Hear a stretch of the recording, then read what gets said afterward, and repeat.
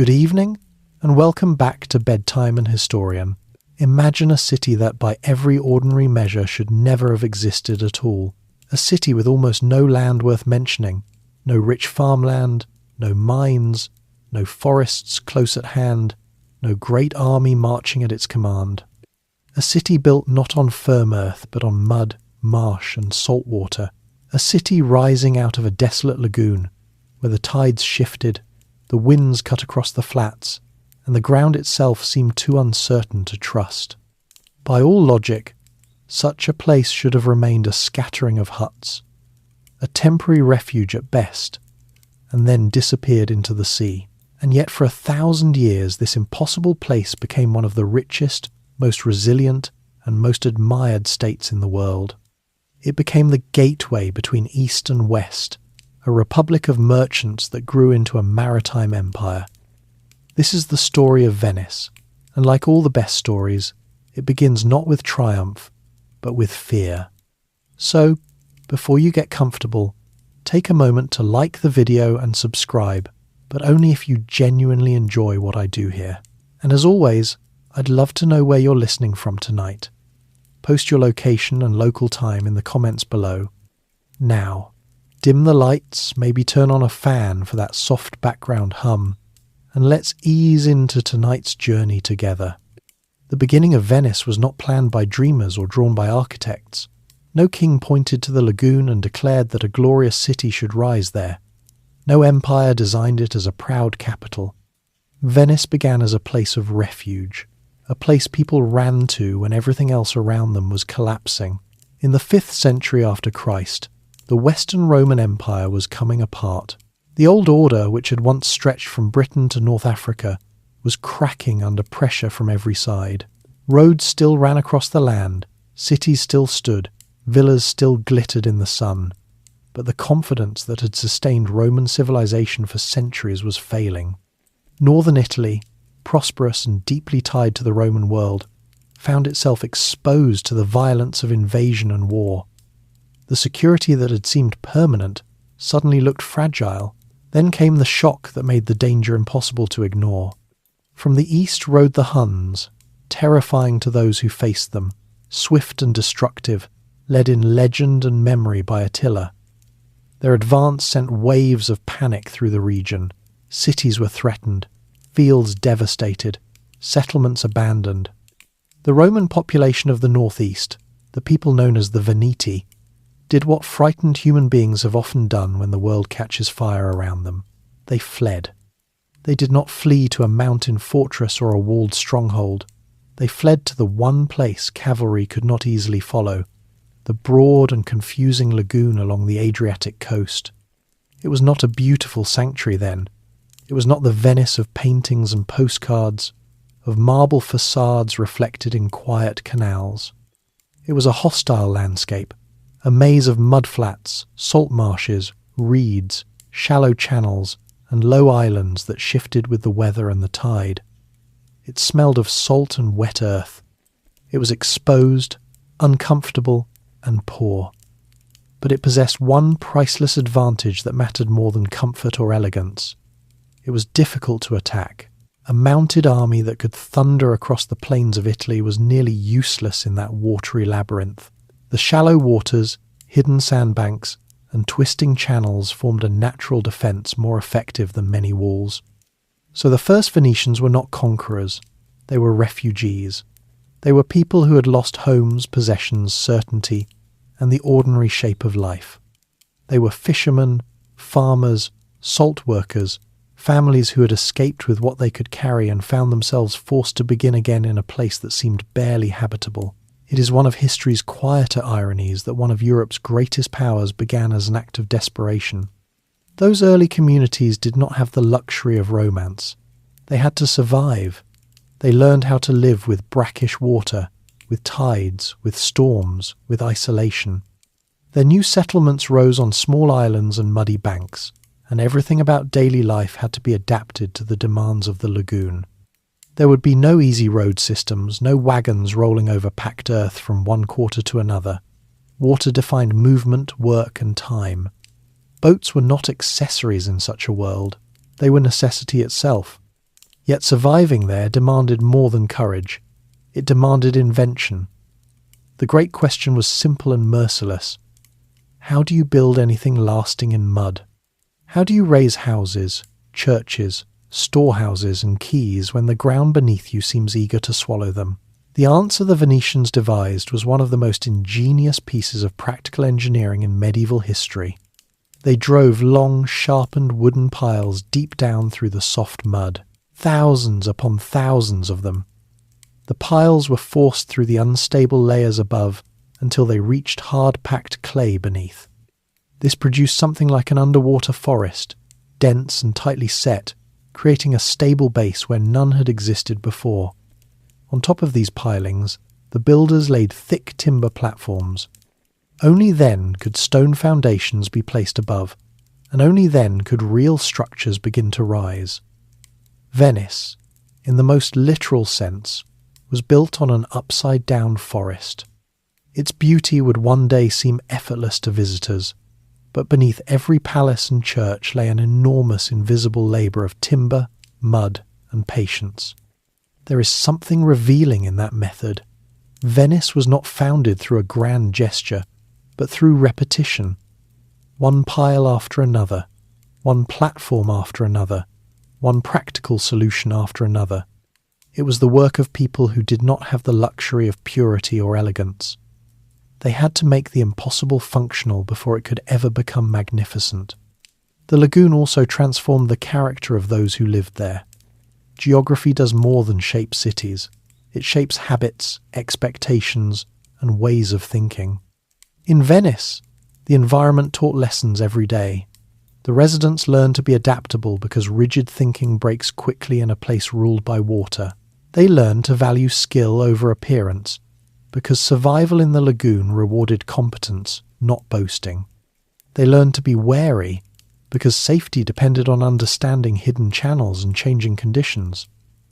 Above all, they learned to orient their lives toward the sea. Their roads were canals, their carts were boats. Their livelihoods increasingly were tied not to fields but to waterborne exchange, fishing, transport and salt. Salt mattered enormously. It preserved food, sustained trade, and became one of the first foundations of wealth in the lagoon communities. In that early world, salt was not a seasoning but a strategic resource. The sea provided it, and the people of the lagoon knew how to harvest it. Even before Venice became a queen of long-distance commerce, it was learning how profit could be drawn from water itself.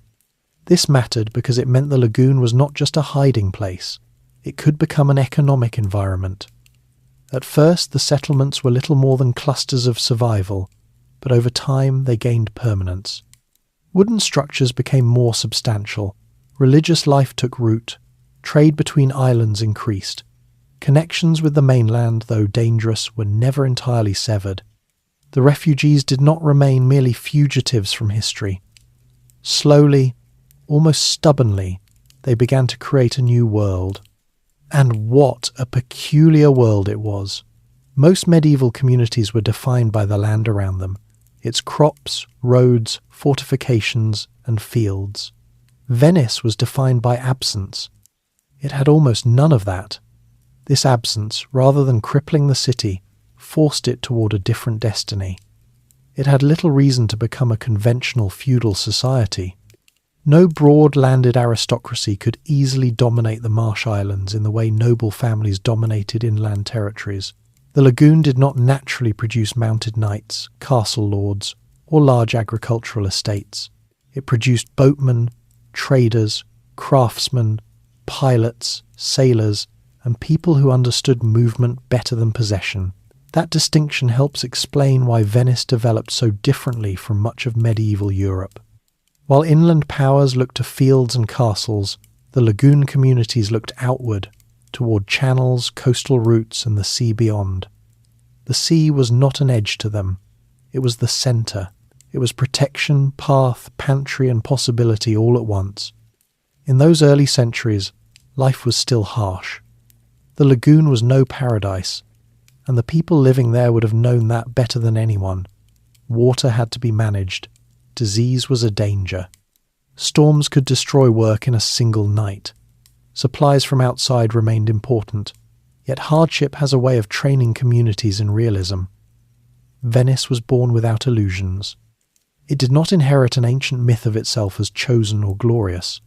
It had to justify itself day by day. That realism became one of its lasting strengths. Venice would later cloak itself in splendid ritual, in gold mosaics, processions, diplomatic ceremony, and symbols of majesty. But underneath all of that ceremony lay the older character of a refugee settlement that had survived because it learned how to solve problems. Even in its most glamorous centuries, Venice remained at heart one of history's great practical civilizations. And perhaps that is the real wonder of its origin. Not merely that people built on mud, but that they learned to treat weakness as a beginning. They had no broad territory, so they mastered connection. They had no easy defences, so they used confusion and water as weapons. They had no abundant natural resources, so they developed skill, trade, and engineering. What seemed like disadvantage after disadvantage slowly hardened into a distinctive strength. As the decades passed, the scattered settlements of the lagoon became more cohesive. They were still shaped by danger, still influenced by the wider upheavals of Italy and the remnants of Roman authority, but something new was forming. Out of fear came community. Out of instability came improvisation. Out of mud came structure. A people who had once fled into the marshes to survive were beginning to realize that the lagoon did not merely shelter them from the world, it gave them a strange and powerful position within it. For between the collapsing world of the West and the wealthier, older centres of power in the East, the lagoon stood in a place of possibility. The refugees and fishermen who had once huddled among reeds and shifting islands could not have known it yet, but they were laying the foundations for a city that would one day bargain with emperors, command fleets, shape crusades, and dominate trade routes stretching across the Mediterranean. Before Venice became magnificent, it became necessary. Before it became proud, it became stubborn. Before it ruled the sea, it learned how not to drown in it. The city born from panic and salt water was not destined to remain a humble refuge forever. The same lagoon that protected it had also transformed it. It had produced a people unlike the feudal powers around them, restless, disciplined, adaptive, and increasingly drawn toward maritime life. In time, the settlements would need more than endurance. They would need order, leadership, and a political system strong enough to hold together a growing and ambitious community. The people of the lagoon had escaped tyrants on land. The question now was whether they could build a state without becoming the very thing they had fled. As the scattered settlements of the lagoon slowly grew into a single community, a new challenge emerged, one that was less dramatic than fleeing from invading armies, but in the long run just as important. The early Venetians had learned how to survive in the marshes. They had learned how to build on mud, how to travel through the maze of channels, and how to make the lagoon itself serve as a defence. But survival alone was not enough. If their fragile society was to endure, they needed order. They needed a system of leadership strong enough to unite the islands, yet careful enough not to destroy the freedom they had fled to the lagoon to preserve. The refugees who had built Venice had escaped a world dominated by strongmen. Across the mainland of Italy, power was increasingly falling into the hands of warlords, feudal lords, and military leaders who ruled through force and inheritance. The memory of Roman administration had faded, replaced by a patchwork of petty rulers, each guarding his own territory and ambition. The people of the lagoon understood this danger well. Their families had fled from the violence and instability that came with such rule. The last thing they wanted was to recreate the same system within their fragile new home. Yet a community without leadership cannot function for long. Trade needed coordination. Disputes required arbitration. Defence had to be organised. The settlements that dotted the lagoon could not remain isolated villages forever. Gradually, necessity forced them to develop a political structure that could hold them together. In the early centuries, Venice remained loosely tied to the Byzantine Empire. After the fall of the Western Roman Empire, The eastern half of the Roman world continued to survive from its magnificent capital at Constantinople. The Byzantine emperors still considered much of Italy part of their realm, and the Lagoon communities were technically under their authority. But distance is a powerful force in politics. Constantinople was hundreds of miles away across mountains and sea, and the emperors had many other problems closer to home. In practice, the Venetians governed themselves. Over time, a position emerged that would define Venetian politics for nearly 1,000 years. This was the office of the Doge. The title itself came from the Latin word dux, meaning leader. The choice of the title was deliberate and revealing. The Doge was meant to guide the city, not dominate it. He was to be a leader, but not a king. A representative of the state, but not the owner of it. The first Doge was established in the 8th century, when the Lagoon communities realized they needed a single figure who could represent them both internally and in dealings with foreign powers. But the Venetians approached the idea of leadership with deep caution. They were determined that no Doge would ever become a monarch in disguise. From the beginning, the office was carefully constrained. The Doge was elected, not born into power. His position was granted by the leading families of the city, and although he served for life, his authority was balanced by numerous institutions designed to limit his influence. Venice was constructing something unusual in medieval Europe, a state built on the careful management of power rather than the concentration of it. At the centre of this system stood the Great Council. The Great Council was composed of members from the noble families of Venice, the wealthy merchant houses whose fortunes were tied to trade across the Adriatic and beyond. These families formed the backbone of Venetian society. Their wealth did not come from owning vast estates, but from commerce ships, cargo, contracts and connections stretching across the Mediterranean. This merchant elite understood something fundamental about their city's future. Stability was more valuable than glory. Trade requires predictability. Merchants cannot thrive in a world constantly shaken by civil war, coups or dynastic struggles. If Venice was to prosper, its political system had to prevent the rise of ambitious tyrants who might gamble the city's fortunes for personal power. So the Venetians designed a government that was, in many ways, suspicious by design. The Great Council acted as the supreme authority of the state. It elected the officials who ran the various institutions of the Republic.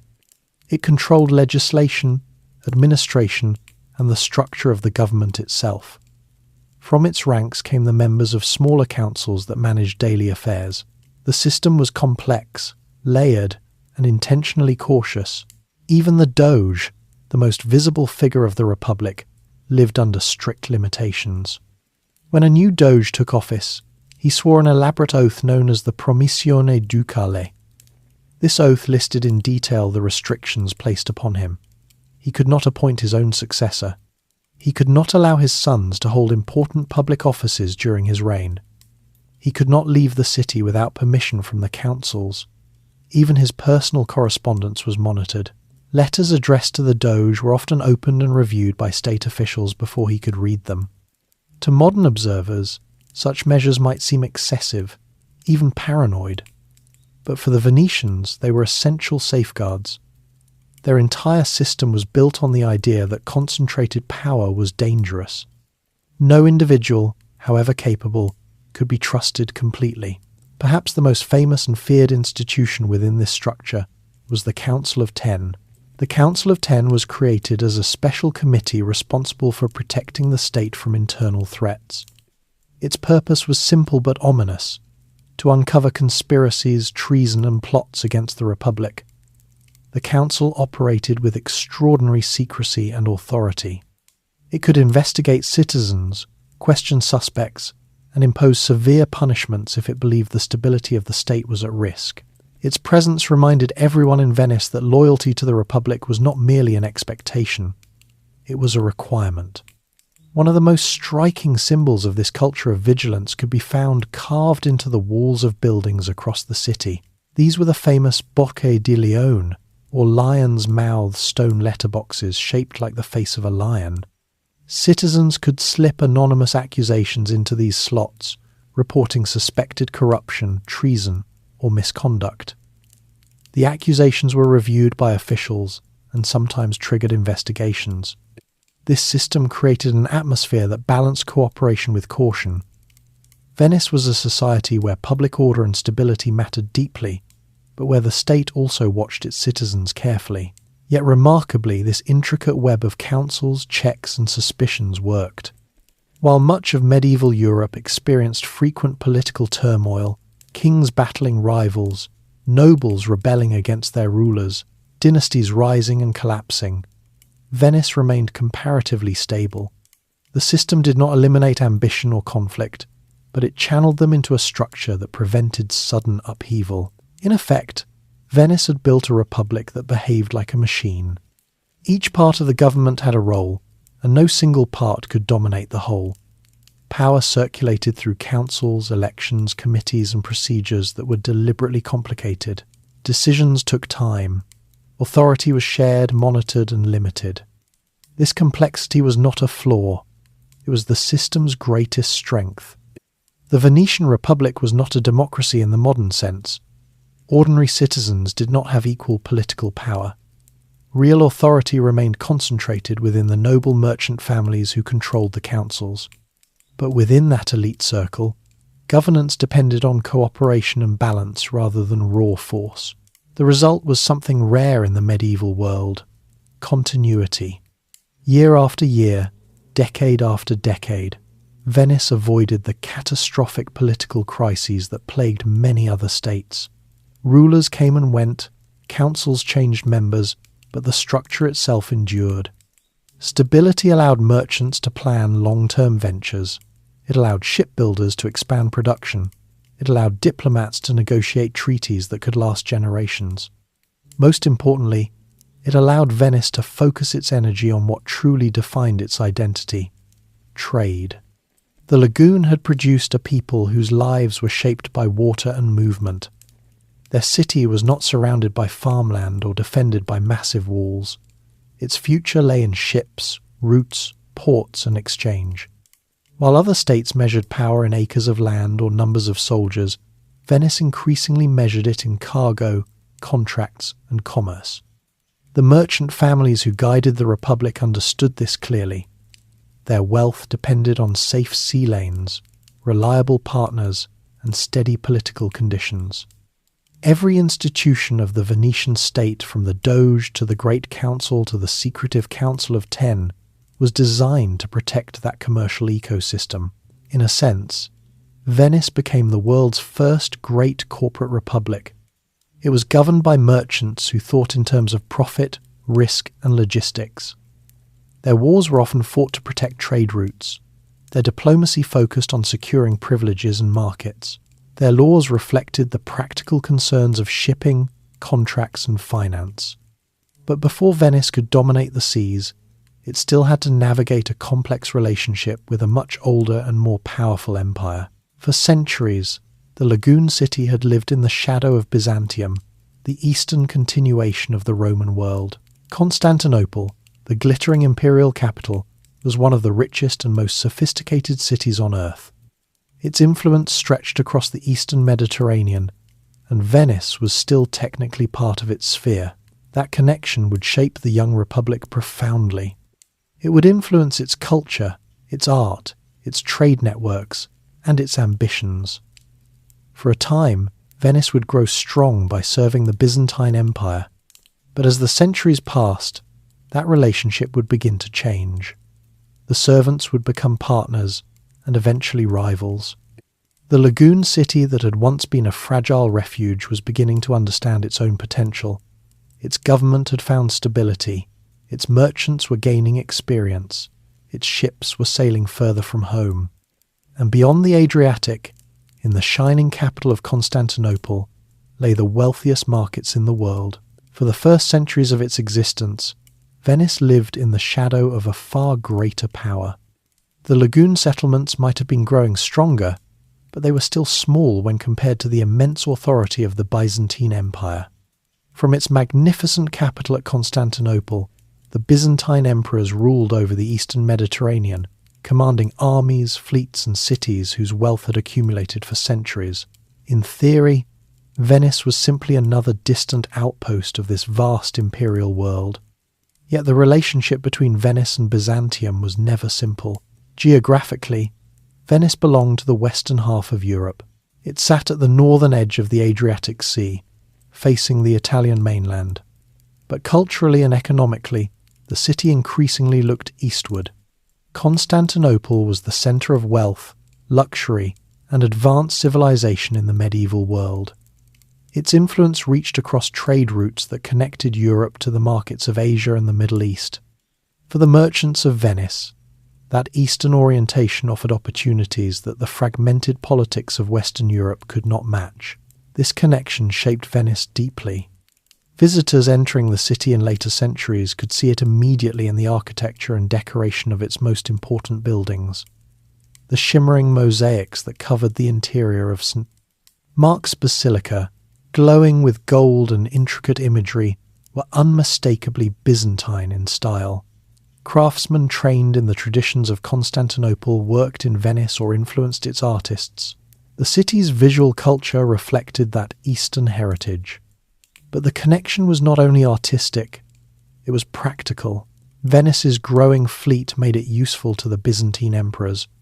The empire faced constant pressure from enemies around the Mediterranean, Norman adventurers from the west, Arab fleets from the south, and rival powers eager to chip away at imperial territory. The emperors needed capable naval allies, and Venice's sailors were becoming known for their skill, so an arrangement developed that suited both sides. Venice provided ships and maritime support when the empire required them. In return, the Byzantine court granted the Venetian merchants special privileges in trade. These privileges allowed the city to prosper far beyond what its modest geography would normally allow. The most important moment in this relationship came in the year 1082. At that time, the Byzantine Empire was facing a dangerous threat from Norman forces advancing through the Mediterranean. The emperor, Alexios I Komnenos, needed help quickly. Venetian naval support could mean the difference between holding his territories and losing them. In exchange for that assistance, he issued a decree that would transform Venice's economic future. This decree was known as a Golden Bull.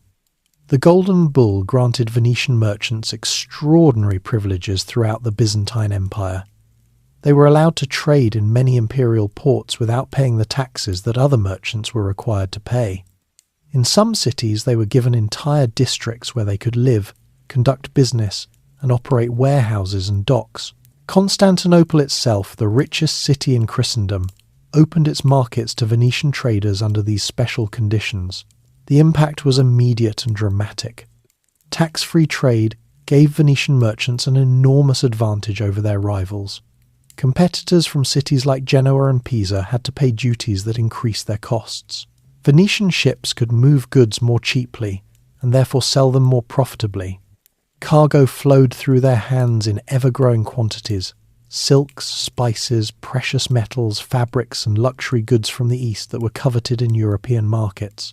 Within a generation, the Venetian presence in Constantinople had grown into a powerful commercial community. The city's merchants built docks, warehouses, and homes in the Venetian quarter along the Golden Horn. Ships from the Lagoon arrived regularly, carrying goods from Western Europe and returning with valuable cargo from the East. Venice was no longer just a small maritime town. It was becoming a central node in the trade network, linking the Mediterranean with the wider world. Yet this success contained the seeds of tension. From the Byzantine perspective, the privileges granted to Venice were becoming increasingly problematic. The empire had intended to reward a useful ally, but the arrangement had consequences that were difficult to control. Because Venetian merchants paid little or no tax, enormous amounts of commercial activity were now passing through their hands without contributing revenue to the imperial treasury. The empire was slowly being deprived of income that it badly needed. Meanwhile, the Venetian merchants themselves were becoming wealthier and more confident. Their ships dominated the harbours, their warehouses expanded, their influence grew. What had begun as an alliance between patron and client was beginning to look more like economic domination. In Constantinople, resentment began to build. Local merchants saw their business opportunities shrink as Venetians captured larger shares of trade. Citizens of the city watched wealthy foreigners living comfortably inside privileged districts, while the empire itself struggled with financial pressures. To many Byzantines, the Venetians appeared arrogant and exploitative. Violence occasionally erupted. There were riots and clashes between local populations and the Venetian community. Venetian traders were attacked, and imperial authorities sometimes had to intervene to restore order. The atmosphere grew tense, filled with suspicion and bitterness. For Venice, the situation required careful balance. The Republic benefited enormously from its privileges within the Byzantine world, but it also understood that the empire's goodwill could not be taken for granted. Diplomats worked constantly to preserve favourable relations, even as Venetian merchants pushed their advantage wherever possible. Over time, however, the balance began to shift. Venice continued to grow richer and more powerful. Its fleet expanded, its merchants travelled further, and its political institutions remained stable while many other regions of Europe experienced turmoil. The Byzantine Empire, meanwhile, was facing mounting difficulties, military threats, internal conflicts, and the gradual erosion of its once unquestioned authority. What had once been a relationship between master and subordinate was slowly reversing itself. The Venetians understood the empire's strengths and weaknesses better than most outsiders. After all, they had traded in its ports, served in its fleets, and lived within its capital. They knew the location of its wealth, the structure of its defences, and the vulnerabilities hidden beneath its magnificent appearance. The relationship between Venice and Byzantium was therefore becoming complicated in ways neither side had fully anticipated. Venice still benefited from imperial connections, but it was no longer merely a loyal partner. Its merchants were thinking in terms of competition. Its leaders were learning that economic strength could be translated into political and military influence. By the end of the 12th century, the alliance had cooled considerably. The privileges that had once bound the two powers together were now sources of friction. Venetian merchants continued to dominate trade in Byzantine ports, but the goodwill that had allowed that dominance was fading. Hostility simmered beneath the surface, occasionally erupting into open conflict. In the eyes of many Byzantines, the Venetians had become a dangerous presence within their own empire, and in Venice, a new realization was beginning to form. The Lagoon city that had once depended on Byzantine favour was no longer weak. It possessed a stable government, experienced merchants, and a growing navy capable of projecting power across the Adriatic. The people who had once fled to the marshes for safety were now players in the larger political struggles of the Mediterranean world. But before Venice could fully embrace its independence, it needed something more than ships and wealth. Power in the medieval world was not only measured in armies or gold, it was also expressed through faith, relics, and symbols.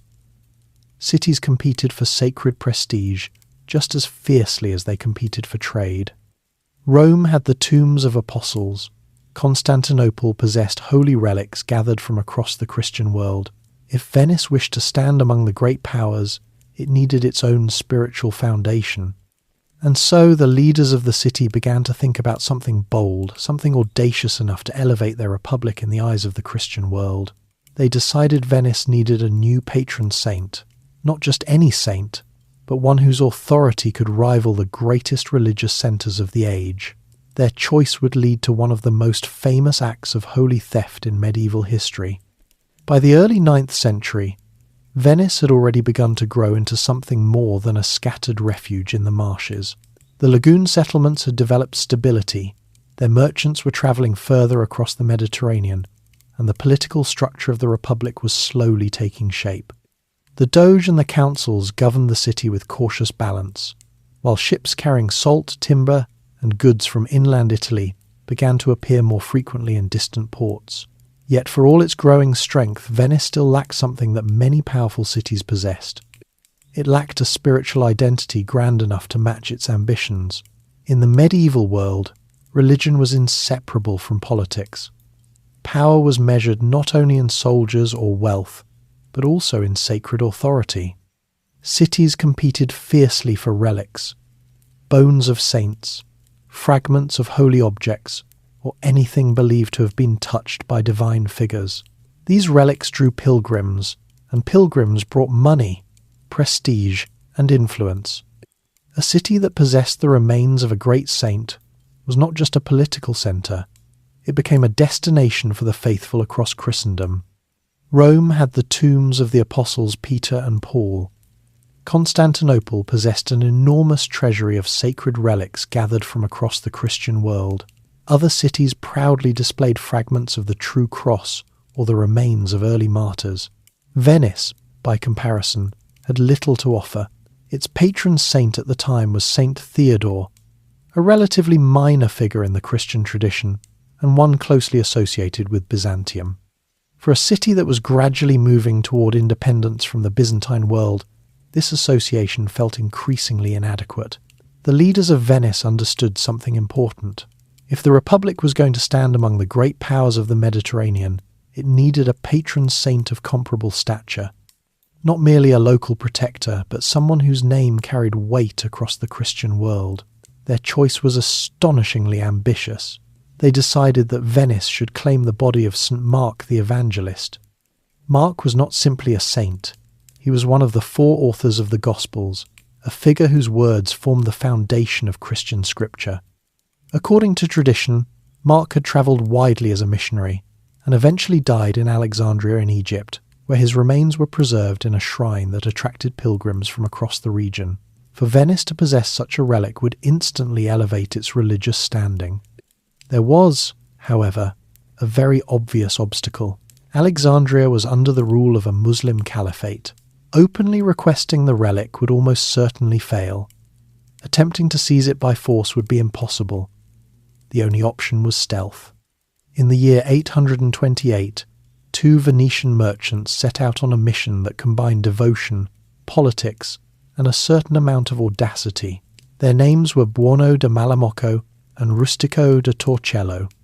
Both men were experienced traders familiar with the commercial networks of the Mediterranean. Like many Venetians of their time, they sailed frequently between Christian and Muslim ports, carrying cargo, negotiating deals, and gathering information about markets and opportunities. Their profession made them ideal candidates for such an undertaking. Merchants could travel where soldiers could not. When they arrived in Alexandria, they began quietly arranging access to the shrine where St. Mark's remains were kept. The traditional story describes how the Venetians convinced the Christian custodians of the shrine that the relic was in danger. Under Muslim rule, they argued, the saint's body might eventually be destroyed or desecrated. Venice, they claimed, was a devout Christian city capable of honouring and protecting the relic properly. It is difficult to know exactly how persuasive their argument was. Money may have played a role.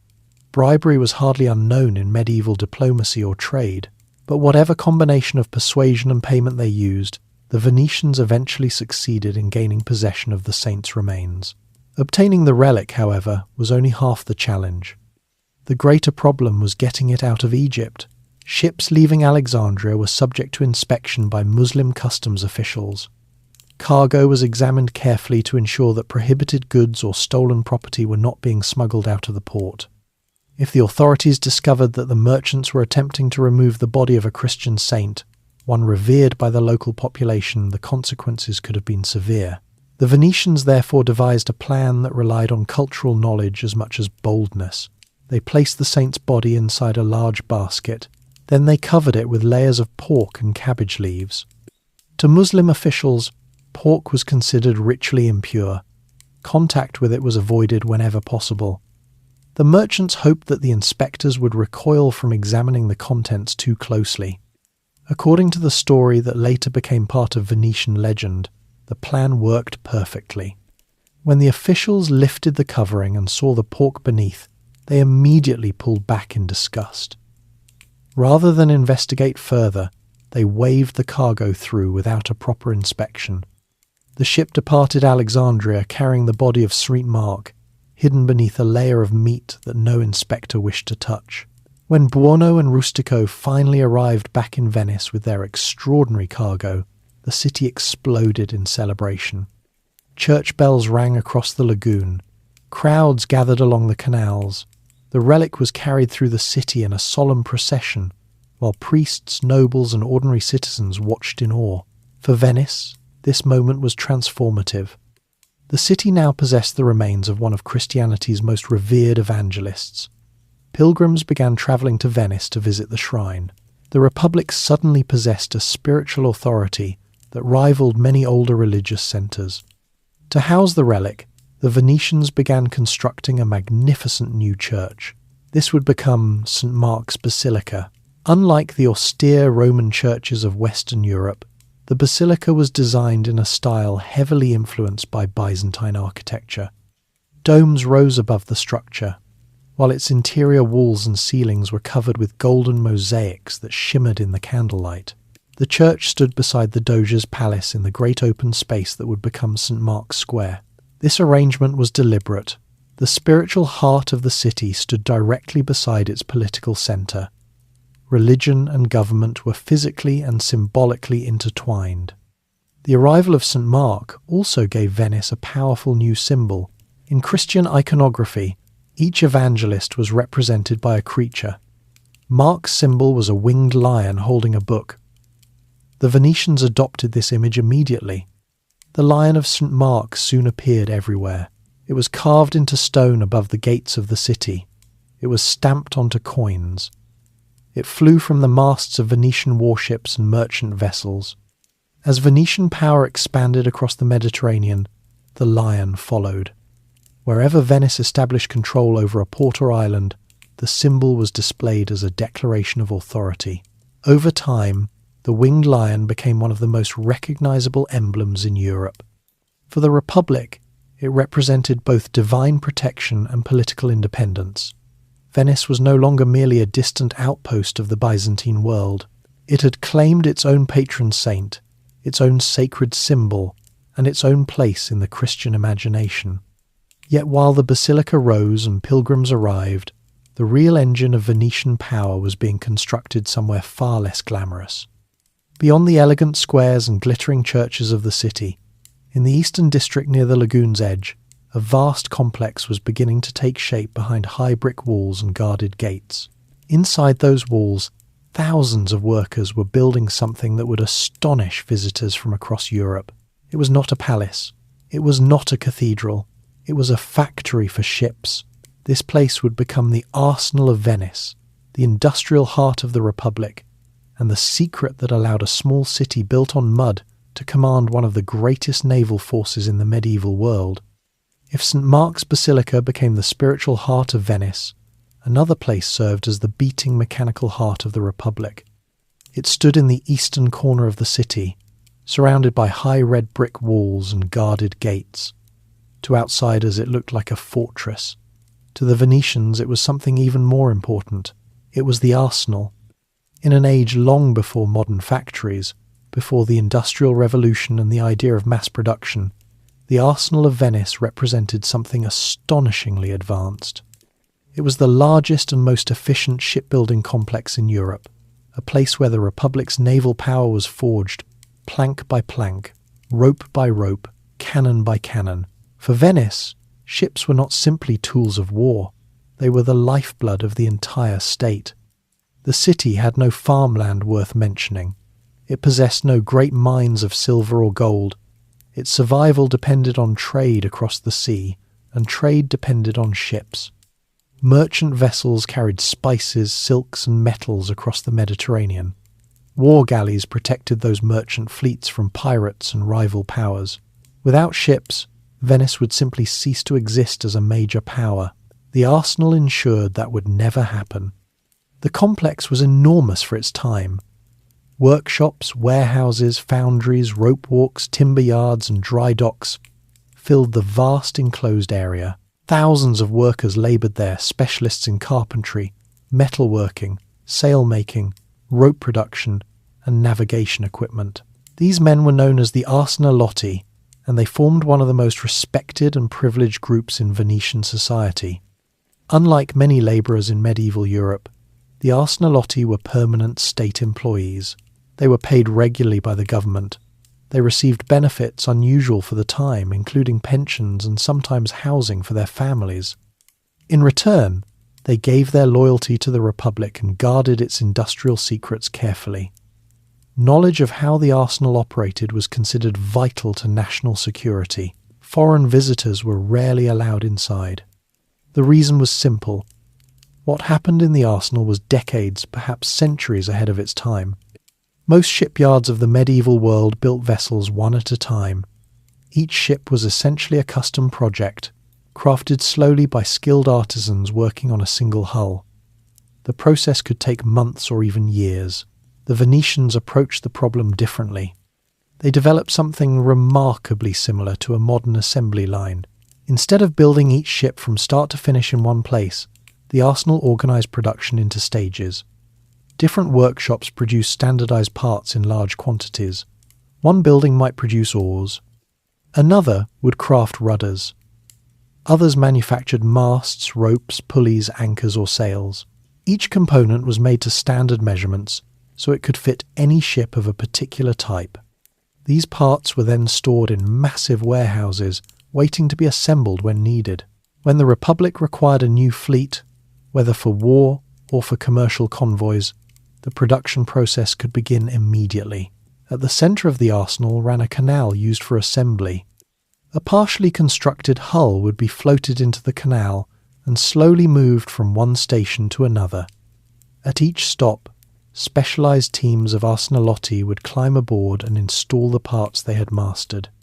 One group fitted the benches for the rowers, another mounted the mast and rigging, another installed weapons and defensive equipment. By the time the ship reached the end of the canal, it was ready for service. The efficiency of this system astonished visitors. One famous story describes a visiting dignitary who was invited to tour the arsenal. During the visit, the Venetians demonstrated their capabilities by constructing and fully equipping a war galley in the time it took the guests to eat a leisurely meal. Whether the story was slightly exaggerated hardly matters. Even if the real process took longer, the arsenal's production speed was extraordinary. Venice could launch ships faster than any rival. In times of crisis, it could expand its navy with breathtaking speed. This ability gave the Republic an enormous strategic advantage. Naval warfare in the Mediterranean depended heavily on galleys, long, narrow ships propelled by rows of oarsmen and supported by sails. These vessels required large crews and constant maintenance, but they were fast and manoeuvrable, ideal for combat in the relatively enclosed waters of the Mediterranean. Because Venice could build and repair them so quickly, it could maintain fleets that rivals struggled to match. The arsenal was therefore not merely a shipyard, it was a military-industrial complex centuries before the concept existed elsewhere. It allowed a relatively small city to project power across thousands of miles of sea. But the arsenal also symbolized something deeper about Venetian society. The Republic valued organization, discipline, and planning. Decisions were rarely left to chance. The same mindset that created the complicated political structure of councils and committees also shaped the industrial structure of the arsenal. Everything had its place. Every worker had a defined task. Efficiency mattered more than spectacle. Yet Venice did not rely solely on industry to express its identity as a maritime power. Once each year, the Republic staged a ceremony that celebrated its relationship with the sea in a far more theatrical way. This was the festival known as the Marriage to the Sea. The ceremony took place on the Feast of the Ascension, one of the most important days in the Venetian calendar. On that morning, the Doge and the highest officials of the Republic gathered along the waterfront in elaborate ceremonial dress. Waiting for them was the most magnificent ship Venice had ever built. It was called the Bucintoro. Unlike the war galleys produced in the arsenal, the Bucintoro was not designed for battle. It was a floating palace, a ceremonial vessel whose purpose was to embody the grandeur of the Republic. The ship was immense, with 2 decks and dozens of skilled rowers who propelled it through the water. Every surface of the vessel was decorated. Golden carvings covered the sides. Sculptures of mythical creatures and allegorical figures rose from its structure. Rich fabrics hung from the railings, and the entire ship glittered in the sunlight with layers of gold leaf.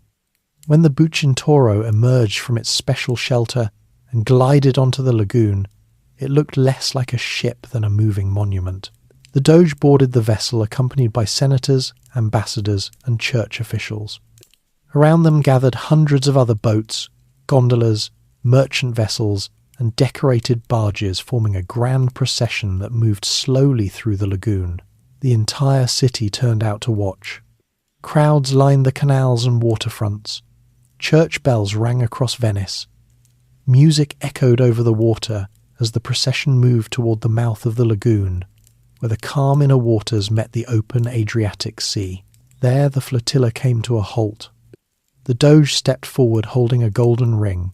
Lifting it high so all could see, he recited the traditional Latin words of the ceremony. "We marry thee, O sea, as a sign of true and everlasting dominion." Then he cast the ring into the water. The gesture symbolized Venice's eternal bond with the sea. It was both a prayer and a declaration. The Republic acknowledged that its survival depended on the waters surrounding it, but it also proclaimed its authority over those waters. For the Venetians, this was not merely poetic symbolism. The sea truly was their lifeline. It provided food, trade routes, protection from invasion, and the wealth that funded the city's palaces and churches. The annual ceremony reminded everyone, citizens and foreign observers alike, that Venice saw itself not as a city beside the sea, but as a city married to it. Together, the arsenal and the marriage to the sea captured the essence of Venice. One represented practical power, the disciplined industry that built fleets capable of dominating the Mediterranean. The other represented civic identity, the belief that the Republic's destiny was inseparable from the waters that surrounded it. This balance of pragmatism and spectacle would define Venice for centuries. But the strength of the arsenal and the unity of the Republic would soon be tested by events far beyond the lagoon. At the dawn of the 13th century, a call echoed across Europe, a call for a new crusade to reclaim the Holy Land.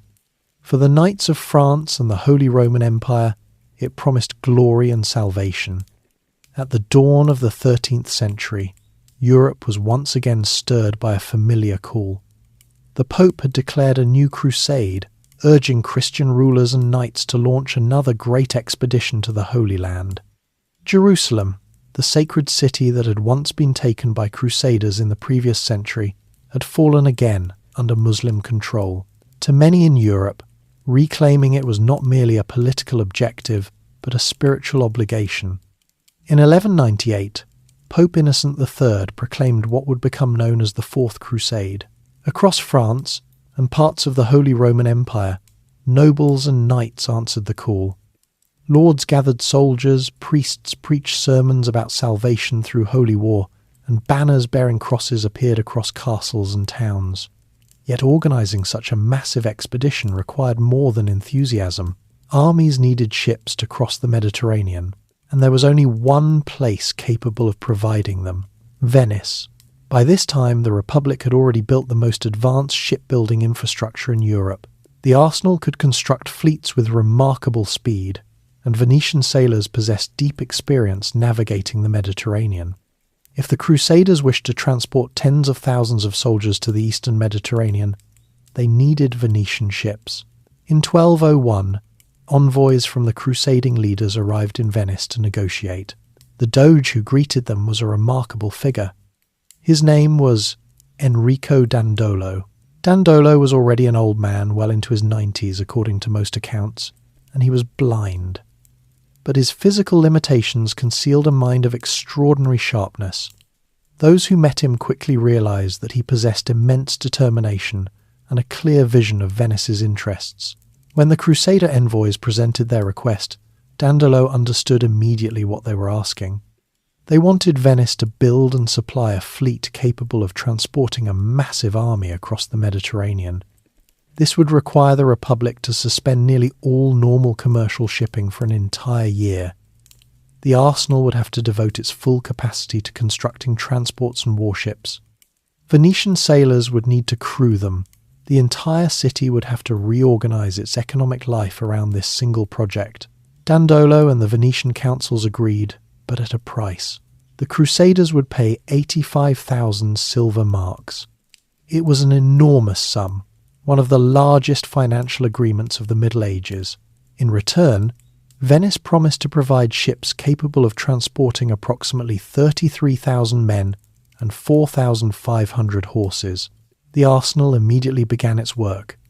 Timber was hauled into the shipyards. Workers laboured day and night constructing vessels and assembling equipment. For an entire year, the city prepared for the crusade. Then, in the summer of 1202, the Crusader army began arriving in Venice. But something had gone terribly wrong. The army was far smaller than expected. Thousands of knights who had originally pledged to join the expedition had chosen different routes or abandoned the effort altogether. Some sailed directly from other ports. Others simply failed to appear. As a result, the Crusader forces that actually gathered in Venice were only a fraction of the number that had been promised. The financial consequences were immediate. The Crusaders could not pay the full amount they owed. They had collected money from their followers, but it was nowhere near the agreed 85,000 silver marks. The army found itself trapped in an awkward and dangerous situation. They were guests in Venice, dependent on Venetian ships to continue their journey, yet unable to fulfill the financial contract that had made the expedition possible. For Venice, the situation was equally alarming. The Republic had spent enormous resources building the fleet. Its normal trade had been disrupted for months. If the Crusaders could not pay, the city faced severe financial losses.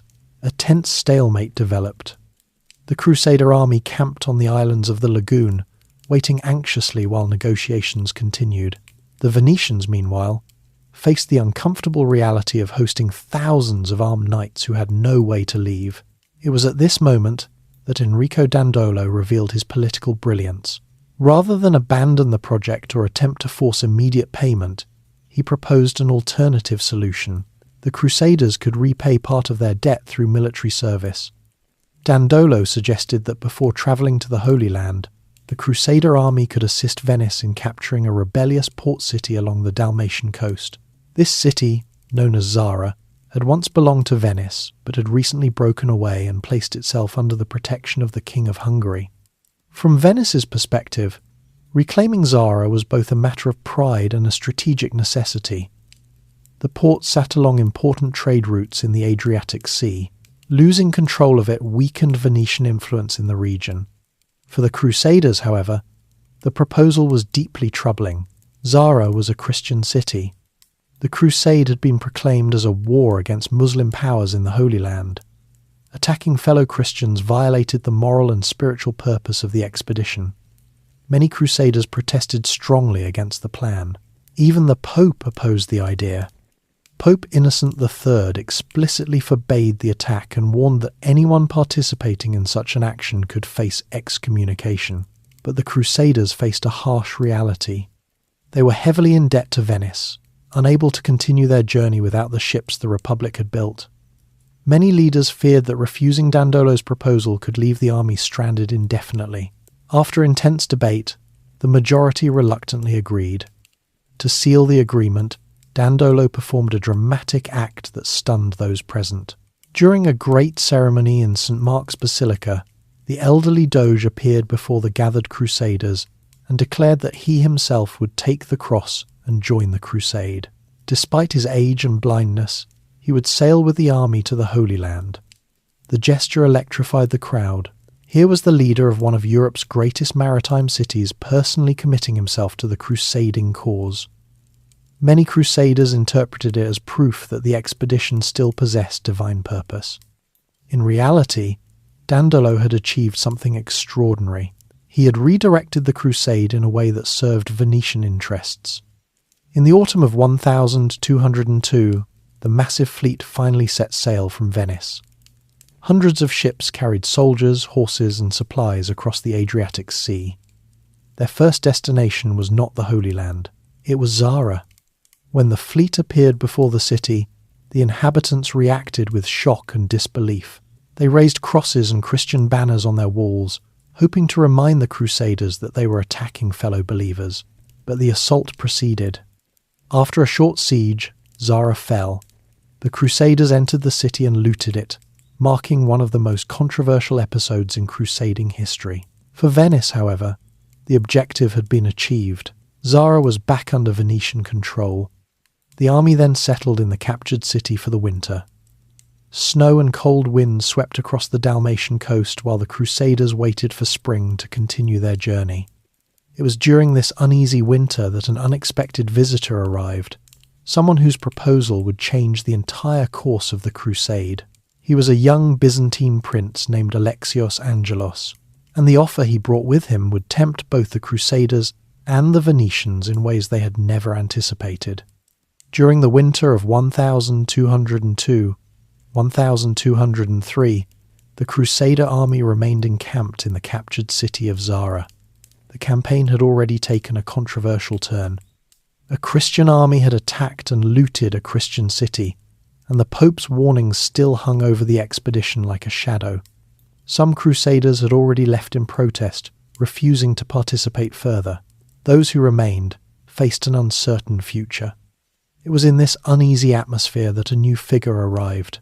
He was a young man of noble bearing, carrying with him a proposal that seemed almost unbelievable. His name was Alexios Angelos, and he claimed to be the rightful heir to the throne of the Byzantine Empire. To understand why his arrival mattered so much, one must look briefly at the chaotic politics of Constantinople. The Byzantine Empire had once been the most powerful state in the Mediterranean world, but by the end of the 12th century, it was struggling with internal instability and declining authority. Rival factions competed for power within the imperial court. Emperors were overthrown, blinded, imprisoned, or murdered with unsettling frequency. Alexios Angelos was the son of a deposed emperor. His father, Isaac II Angelos, had once ruled Byzantium but had been overthrown and imprisoned by his own brother, who seized the throne as Emperor Alexios III. The younger Alexios had managed to escape from captivity and flee westward, searching desperately for allies who could help him reclaim the throne. When he heard that the Crusader army was wintering at Zara, he recognized an opportunity. Alexios travelled to the Crusaders and presented them with an extraordinary offer. If the Crusader army would sail to Constantinople and restore him and his father to power, he promised to reward them beyond anything they had expected. He would pay their entire debt to Venice. He would provide additional money to fund the Crusade's journey to the Holy Land. He would supply soldiers for the campaign, and he would even promise to bring the Byzantine Church into submission under the authority of the Pope, ending the long religious divide between the Eastern Orthodox and Roman Catholic worlds. For the Crusaders, the proposal was tempting. Their army was deeply in debt and lacked the resources needed to reach Egypt, their intended target in the Holy Land.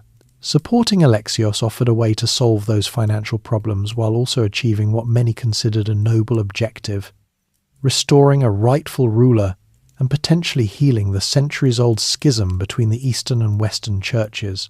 For Venice, however, the proposal held an even greater appeal. Constantinople was not just the capital of Byzantium, it was the richest city in the Christian world, a vast centre of trade and wealth, whose markets had attracted Venetian merchants for generations. Yet relations between Venice and the Byzantine Empire had grown increasingly strained over the years. Helping Alexios reclaim the throne could place a friendly ruler in power, one deeply indebted to the Republic. Doge Enrico Dandolo quickly understood the strategic possibilities. The Venetian fleet possessed the power to transport and support the Crusader army in an attack on Constantinople. If successful, Venice could secure enormous commercial advantages and perhaps even territorial concessions within the empire. After weeks of debate, the leaders of the crusade made their decision. They would sail to Constantinople. Thus, the Fourth Crusade, originally intended to liberate Jerusalem, was redirected toward the capital of the Byzantine Empire. In the summer of 1203, the vast fleet assembled by Venice crossed the Aegean Sea and approached the legendary city. Constantinople was unlike anything the Crusaders had ever seen. Its massive walls stretched for miles, rising high above the land and sea approaches to the city. Towers guarded the fortifications at regular intervals. Within those walls lived hundreds of thousands of people, far more than any Western European city at the time. The skyline glittered with domes, palaces and churches covered in gold mosaics. To Western knights accustomed to smaller towns and castles, Constantinople appeared almost unreal. The citizens of the city, meanwhile, were stunned to see the Crusader fleet approaching. A Christian army had arrived at their gates. The first assault began quickly. The Venetian fleet played a crucial role in the attack. Using their ships as floating platforms, Venetian soldiers launched assaults against the sea walls that protected the harbour. Meanwhile, Crusader knights attacked the land walls outside the city. The combined pressure proved too much for the defenders. Emperor Alexios III fled the city in panic, abandoning his throne. With the ruler gone, the people of Constantinople had little choice but to accept the restoration of Isaac II Angelos and his son Alexios as co-emperors. For a brief moment it seemed that the Crusaders had achieved their objective. The rightful emperor had been restored. But the triumph quickly began to unravel. Alexios IV, as the young prince now styled himself, soon discovered that fulfilling his promises was nearly impossible. The Byzantine treasury was nearly empty. The empire had suffered years of political chaos, and raising the enormous sums promised to the Crusaders proved far more difficult than expected. To meet his obligations, Alexios resorted to desperate measures. Taxes were increased. Valuable objects from churches were melted down for their gold and silver. These actions outraged the population of Constantinople, many of whom already viewed the Crusaders and Venetians with suspicion and hostility. Tensions escalated rapidly. Riots broke out within the city. Violence erupted between locals and Western soldiers. Fires swept through neighbourhoods as the situation spiralled out of control. Eventually, the anger of the population reached a breaking point. A new leader emerged from among the Byzantine elite, Alexios V Doukas.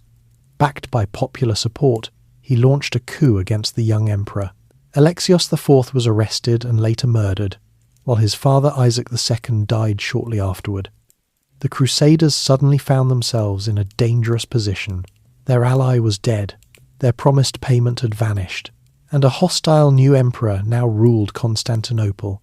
Negotiations between the Crusaders and the new regime quickly collapsed. Without payment and facing open hostility from the city, the leaders of the crusade reached a grim conclusion. If the empire would not pay them voluntarily, they would take their payment by force. In April of 1204, the Crusader army launched a full-scale assault on Constantinople. Once again, the Venetian fleet played a decisive role.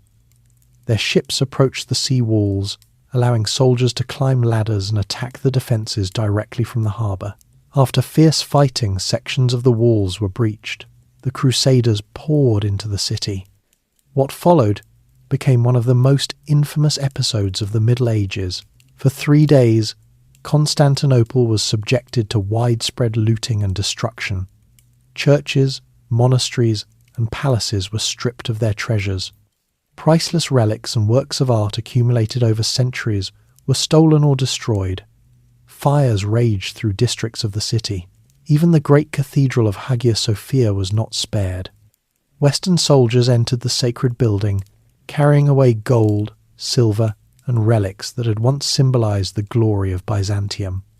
Horses were reportedly stabled inside the cathedral during the chaos. For the Byzantine Empire, the sack of Constantinople was catastrophic. The city that had stood for nearly 9 centuries as the centre of Eastern Christianity was devastated by an army that claimed to fight in the name of that same faith. For Venice, however, the outcome was extraordinarily profitable. When the spoils of the city were divided, the Venetians took the prizes that mattered most to a maritime power. They secured control of key ports and islands across the eastern Mediterranean. They acquired valuable trade privileges and territories that would strengthen their commercial networks. Among the treasures brought back to Venice were the famous bronze horses, that would later stand above the entrance of St. Mark's Basilica. Most importantly, Venice gained control over crucial segments of the former Byzantine trade system. The Fourth Crusade had never reached the Holy Land. Instead, it had shattered the Byzantine Empire and reshaped the balance of power across the Mediterranean. Out of the chaos emerged a new reality. Venice, once a small refuge in the Lagoon, now stood as the dominant maritime power of the Eastern Mediterranean. The Republic had transformed itself from a trading city into an empire of the sea. In the chaotic aftermath of the sack of Constantinople, the victors of the Fourth Crusade faced a complicated question. They had destroyed one of the greatest empires of the medieval world. Now they had to decide what to do with its territories. For the French and German Crusader nobles, the answer seemed straightforward. They began carving up the lands of the former Byzantine Empire into feudal kingdoms. Territories were distributed among knights and nobles who established their own domains across Greece and the surrounding regions. Castles were claimed, crowns were offered, and new rulers declared themselves masters of lands they had only just conquered. The Venetians, however, thought very differently. Venice had no interest in becoming a traditional land empire. The leaders of the Republic had little desire to govern large inland populations or administer distant agricultural territories. Their city had been built on trade, ships, and sea routes, not on castles and farmland. Instead, the Venetians created something unique. They constructed what became known as the Stato da Mar, the State of the Sea. Rather than occupying large territories, Venice carefully selected strategic locations, ports, islands, and coastal strongholds that controlled the flow of maritime trade. These places were not chosen for their size or population, but for their position along vital shipping routes. The result was a chain of outposts stretching across the eastern Mediterranean. Each one acted like a link in a vast maritime network connecting Venice to the wealth of the East. This network functioned almost like a series of stepping stones. Venetian ships sailing from the lagoon could travel from one safe harbour to the next, resupplying, repairing, and protecting themselves along the way. These outposts also allowed Venice to monitor shipping lanes and project military power across long distances. Among the territories Venice gained after the Fourth Crusade were several key ports along the coast of Greece and the islands of the Aegean Sea. But the greatest prize was the large and strategically important island of Crete. To the Venetians, Crete became known as the Kingdom of Candia. It was the crown jewel of their overseas empire. Located near the crossroads of eastern Mediterranean trade routes, Crete served as a massive naval base and commercial hub. Venetian ships sailing between the Adriatic, the Levant, and the Black Sea could stop there for supplies, protection, and trade. For centuries, Candia remained one of the most valuable possessions of the Republic. Other islands in the Aegean also came under Venetian control. Though smaller, they were strategically important. Each provided a safe harbour where merchant fleets could shelter from storms or hostile ships. In addition to islands, Venice secured control of numerous coastal ports.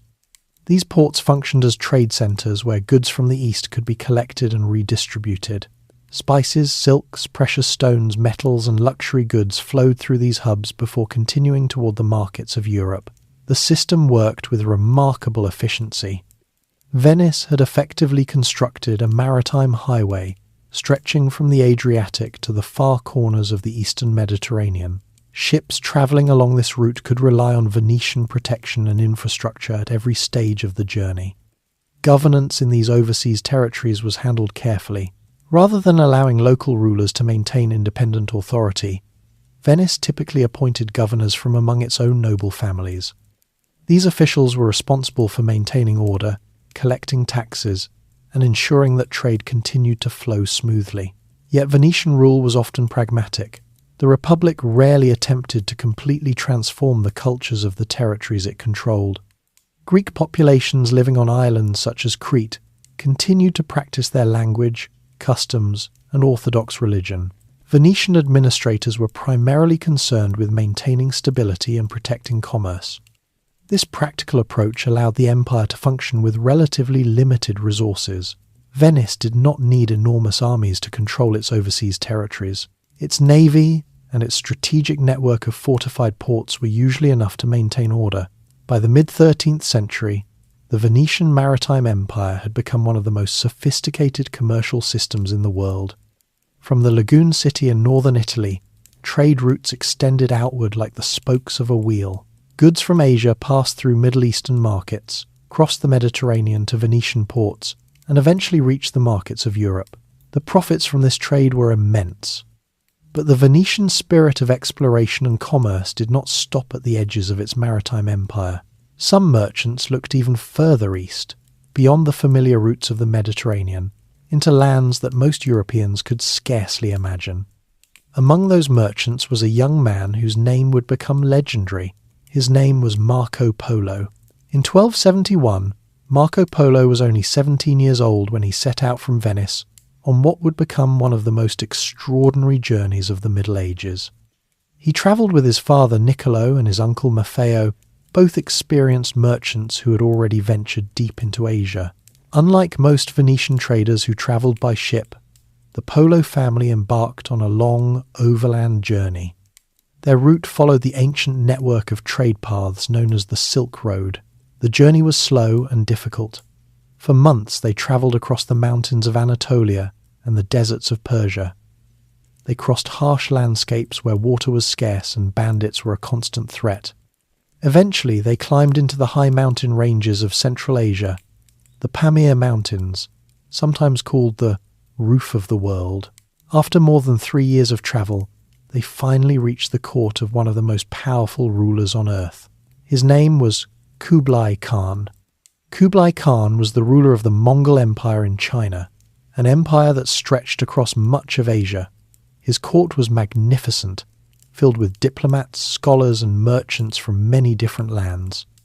When the Polos arrived, they must have appeared almost exotic foreign traders from a distant city built on water. Yet Kublai Khan was fascinated by them. The emperor was curious about the wider world and eager to learn about Europe. Marco Polo, intelligent and observant, impressed him greatly. Over time, the young Venetian became a trusted servant of the Mongol ruler. For nearly 17 years, Marco Polo travelled throughout the vast territories of the Mongol Empire. He visited cities far larger than any he had seen in Europe. He witnessed the use of paper money, something almost unimaginable in the West at the time. He observed an efficient postal system that allowed messages to travel quickly across enormous distances. To a Venetian merchant, these experiences must have seemed extraordinary. Eventually, after more than 2 decades abroad, the Polo family received permission to return home. Their journey back took them by sea across the Indian Ocean and around the southern coast of Asia. When they finally reached Venice in 1295, 24 years had passed since their departure. Legend tells that the Polos arrived wearing worn Mongol clothing and appeared so different that even relatives struggled to recognize them. During a feast celebrating their return, they reportedly cut open the seams of their garments, revealing precious jewels hidden inside rubies, sapphires, and diamonds that poured onto the table. The story of Marco Polo's travels might have remained little more than a family legend, but fate intervened. A few years later, Venice went to war with its great rival Genoa. During a naval battle in 1298, Marco Polo was captured and imprisoned by the Genoese. While in prison, he met a writer named Rustichello da Pisa. To pass the time, Marco Polo dictated the story of his travels. Rustichello wrote them down, creating the book that became known as The Travels of Marco Polo. When the book spread across Europe, readers were astonished. Many dismissed it as fantasy, calling it Il Milione, the Million Lies. Yet others recognized that Marco Polo had opened a window onto lands and cultures that Europeans had barely imagined. His stories of wealth, cities, and distant kingdoms inspired generations of explorers.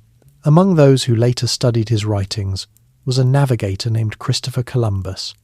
But while Venetian merchants were exploring the far reaches of Asia, the Republic's power closer to home faced a growing challenge. Across the Ligurian Sea, another great maritime city was rising. Its name was Genoa. and the rivalry between these two republics would soon erupt into one of the most dangerous wars Venice had ever faced. By the late 14th century, two great maritime republics dominated the commercial life of the Mediterranean. One was Venice, rising from the shallow lagoon at the northern end of the Adriatic Sea. The other was Genoa, built along the steep rocky coast of Liguria in northwestern Italy. Both cities were merchant republics. Both were governed by powerful trading families whose fortunes were tied to shipping, finance, and long-distance commerce. And both had grown wealthy by inserting themselves into the vast network of trade routes connecting Europe with the markets of the East. For generations, the two cities had been locked in a slow, bitter rivalry. The Mediterranean was not an open ocean like the Atlantic. It was a crowded commercial highway. Merchant ships sailed constantly between ports, carrying goods that were incredibly valuable for their time. Silks from Asia, spices from India, grain from the Black Sea, metals from Europe, sugar from the Eastern Mediterranean, and countless other commodities. Whoever controlled these routes could grow immensely rich. Venice and Genoa both wanted that control. Throughout the 13th and 14th centuries, the two republics clashed repeatedly. Sometimes the conflict took the form of naval battles. At other times it appeared as trade wars, diplomatic manoeuvring, or small-scale conflicts in distant ports. Venetian and Genoese merchants competed fiercely in the markets of Constantinople, Alexandria, and the Black Sea. Their fleets escorted merchant convoys across dangerous waters where pirates and rival powers waited for opportunities to strike. Occasionally the rivalry exploded into open war. Naval engagements between the two republics could be brutal. Mediterranean galleys were fast and manoeuvrable ships powered primarily by long rows of oarsmen. When fleets met in battle, they rammed, grappled, and boarded one another in violent close combat. Crossbows, swords, axes, and eventually small cannons were used as crews fought hand-to-hand across the decks. These battles were chaotic and dangerous, but neither side managed to achieve a decisive victory for many years. Then, in 1378, the long rivalry escalated into what would become the most dangerous war Venice had ever faced. Historians call it the War of Chioggia. At the beginning of the conflict, the situation seemed balanced. Both republics possessed strong fleets, and both had allies across Europe willing to support them. The war initially followed familiar patterns. Naval battles occurred across the Mediterranean while merchants tried to protect their trade routes from disruption. But the Genoese leadership soon realized something important. As long as Venice remained safe inside its lagoon, the Republic could always rebuild its fleet and continue fighting. The lagoon had protected Venice for centuries. Its shallow waters and confusing channels made invasion extremely difficult. If Genoa wanted to win the war, it had to do something no enemy had ever truly accomplished before. It had to attack Venice itself. In 1379, the Genoese fleet sailed boldly into the Adriatic. Commanded by experienced admirals, the ships pushed northward toward the Venetian lagoon. The move shocked the Republic. Few enemies had ever attempted such an aggressive maneuver. The lagoon was supposed to be Venice's greatest defence, yet the Genoese pressed forward. Navigating carefully through the waters at the southern entrance to the lagoon, they captured the port of Chioggia. This small fishing town controlled an important channel leading toward Venice itself. Once the Genoese fleet occupied the harbour, they effectively established a base only a short distance from the city. For the first time in its history, Venice faced the possibility of direct conquest. Panic spread through the Republic.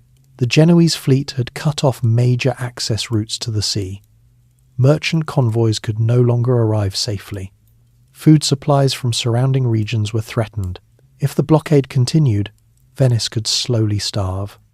The psychological impact was enormous. For centuries, the lagoon had protected the city from invasion. Now, enemy ships sat within it. Genoese sailors could look north and imagine the towers and domes of Venice rising above the water in the distance. The Genoese commanders believed victory was close. Their admiral reportedly sent a mocking message to the Venetian government, declaring that he would soon bridle the horses of Saint Mark. The phrase referred to the 4 bronze horses displayed above the entrance of St. Mark's Basilica, symbols of Venetian pride and imperial power. If Genoa captured Venice, those horses would be taken as trophies. Inside the city, the situation was desperate. The Venetian government called emergency meetings. Merchants, nobles, and officials gathered in the chambers of the Great Council to debate how the Republic could survive. Some feared that defeat was inevitable. Others insisted that Venice must fight to the end. The Republic mobilized everything it had. Merchant ships were converted into war vessels. Wealthy families contributed money to fund new ships and weapons. Citizens volunteered to serve as sailors or soldiers. Even prisoners were released from jails and offered freedom if they joined the defense of the city. But Venice also needed experienced leadership. The man chosen to command the defense was Vettor Pisani. Pisani had previously served as a naval commander during the war, but after suffering a defeat earlier in the conflict, he had been imprisoned by the Venetian government. Such harsh treatment of commanders was not unusual in Venice, where failure was often punished severely. Now, with the city facing disaster, the government freed him and restored his command. Pisani understood that a direct attack against the Genoese fleet would likely fail. Their ships were strongly positioned inside Chioggia's harbour, protected by narrow channels and fortified defences. Instead, he devised an audacious plan. If Venice could not break the blockade, it would trap the blockaders. Under Pisani's orders, Venetian crews began moving through the lagoon at night. They loaded old ships with heavy stones and deliberately sank them in the narrow channels leading out of Chioggia. One by one, these scuttled vessels blocked the waterways. The entrances to the harbour gradually closed. The Genoese fleet, which had sailed into the lagoon expecting to conquer Venice, suddenly found itself trapped. The narrow channels that had allowed them to enter were now sealed with sunken ships. The situation had been completely reversed. Now the Genoese were the ones blockaded. For months, the two fleets faced each other in tense stalemate. The Venetians controlled the entrances to the harbour, preventing supplies from reaching the trapped Genoese ships. Food began to run out. Conditions aboard the Genoese vessels deteriorated. Crews suffered from hunger, disease, and exhaustion. Attempts to break through the blockade failed. Meanwhile, inside Venice, the population watched the slow siege with anxious determination. Every day brought rumours about the progress of the conflict. Some feared the Genoese might somehow escape and renew their assault. But as the months passed, it became clear that Pisani's strategy was working. The Genoese fleet was weakening. By the summer of 1380, the trapped sailors were close to starvation.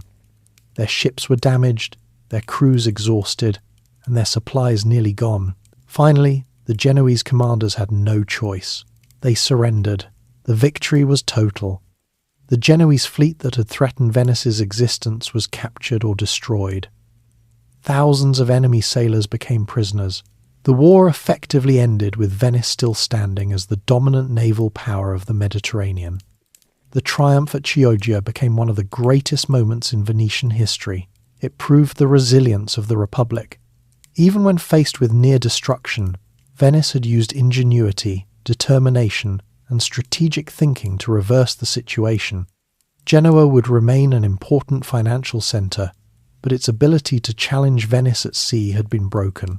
With its greatest rival weakened, Venice entered the height of its golden age. Merchant ships sailed regularly between the Adriatic and the eastern Mediterranean. Trade routes stretched toward Constantinople, Alexandria, and beyond.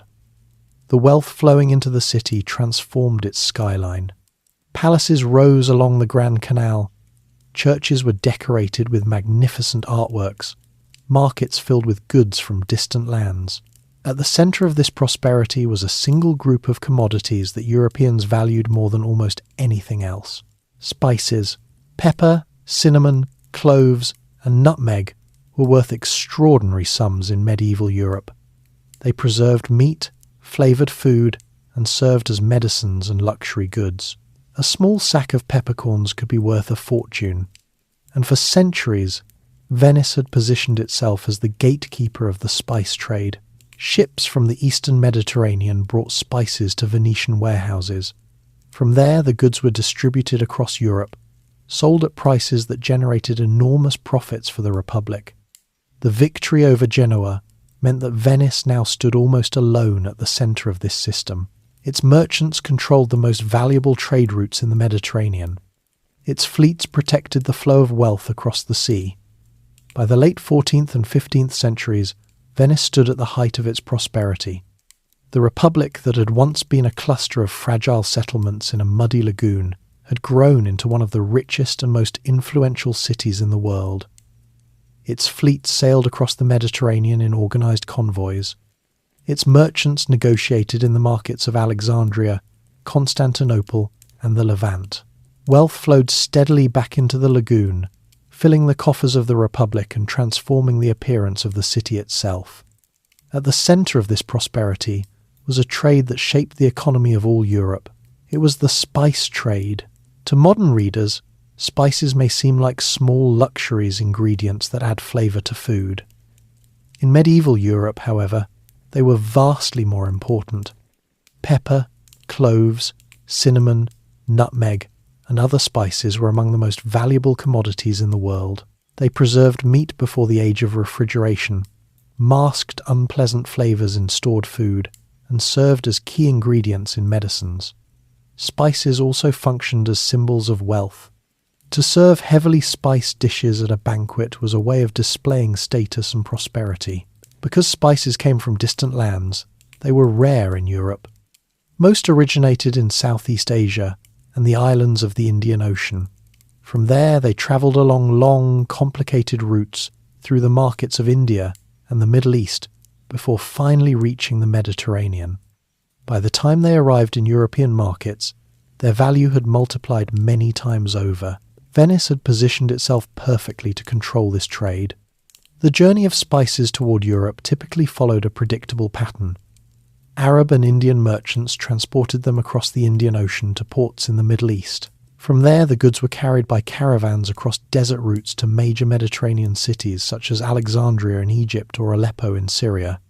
It was at these ports that Venetian merchants were waiting. The Republic maintained strong diplomatic relationships with the Muslim rulers of these regions. Despite the religious divisions between Christian Europe and the Islamic world, trade remained remarkably active. Venetian merchants negotiated agreements that allowed them to purchase spices and other Eastern goods directly from Middle Eastern traders. Once the spices reached Venetian ships, the next stage of the journey began. Merchant galleys, large ships capable of carrying both cargo and armed crews, sailed from Alexandria or other eastern ports back toward the Adriatic. These voyages were often organised into convoys to protect against pirates and rival fleets. When the ships finally reached Venice, the entire city felt the impact. The arrival of a spice convoy was a major event. Merchants, dock workers, officials and buyers gathered along the waterfront as cargo was unloaded.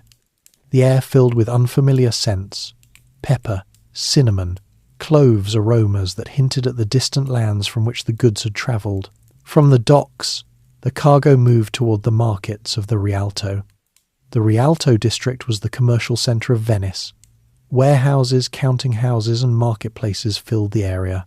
Here the spices were carefully weighed, inspected, and taxed by officials of the Republic. Every sack of pepper or bundle of cinnamon generated revenue for the Venetian government.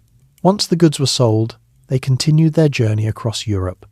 Merchants from Germany, France, and the Italian mainland purchased spices in Venice and transported them to markets far inland. By the time the goods reached northern Europe, their price had increased even further. This system created extraordinary wealth. The profits from the spice trade funded nearly every aspect of Venetian society. They paid for the construction of grand palaces along the Grand Canal. They supported artists, architects, and craftsmen who transformed the city into a masterpiece of Renaissance beauty. They financed the powerful fleets that protected Venetian shipping routes. In a very real sense, Venice was built on spice. The glittering city that travellers admired, the marble facades, the elegant bridges, the the churches filled with golden mosaics was the physical result of centuries of successful trade. But the prosperity of Venice depended on more than commerce alone. It also relied on the city's ability to defend its position against rivals. Although Genoa had been weakened after the War of Chioggia, other threats were beginning to appear. Powerful states were rising across Europe and the Mediterranean. Some sought to compete with Venice commercially. Others viewed the Republic's wealth as an opportunity to be seized. One of the most significant dangers came not from the sea, but from the land. For centuries, Venice had focused almost entirely on maritime power. Its strength lay in its navy and its overseas trade network. The mainland territories of northern Italy had played only a minor role in Venetian politics. But during the 15th century, the political landscape of Italy began to change. Powerful regional states were emerging. The Duchy of Milan, ruled by ambitious dynasties such as the Visconti and later the Sforza family, was expanding its influence across northern Italy. Other states, including Florence and the Papal States, were also competing for territory and influence. For the leaders of Venice, this new reality raised serious concerns. The Republic's Lagoon defences protected the city from naval invasion, but they did little to prevent hostile armies from controlling the surrounding mainland. If an enemy captured the territories just beyond the lagoon, Venice could be cut off from essential supplies. The city depended heavily on imported food. Grain, livestock, and other agricultural products came from mainland regions. If those regions fell into hostile hands, Venice might face shortages or even famine. This possibility sparked a heated debate within the Venetian government. One group of leaders argued that Venice should remain focused on the sea. They believed that the Republic's identity and strength came from its maritime empire. Becoming involved in the complicated wars of mainland Italy, they warned, could drain resources and weaken the city's traditional advantages. Another faction believed the Republic had no choice. To ensure its survival, Venice needed to control the lands surrounding the lagoon. By establishing a buffer zone of mainland territories, the city could secure its food supply and prevent rival powers from threatening its borders. Eventually, the expansionist view prevailed. During the early 15th century, Venice began a campaign to acquire territory on the Italian mainland. This new domain became known as the Stato di Terra, the state of the land. Venetian armies moved inland, capturing cities such as Padua, Vicenza, and Verona. Through a combination of diplomacy, alliances, and military force, the Republic gradually extended its influence across the fertile plains of the Veneto region. This expansion transformed Venice. For the first time in its history, the Republic was not only a maritime power, but also a significant land-based state. The territories of the Stato di Terra provided grain, livestock, and agricultural resources that helped sustain the city's population. But controlling mainland territory introduced new challenges. Venice had long relied on sailors and merchants rather than large land armies.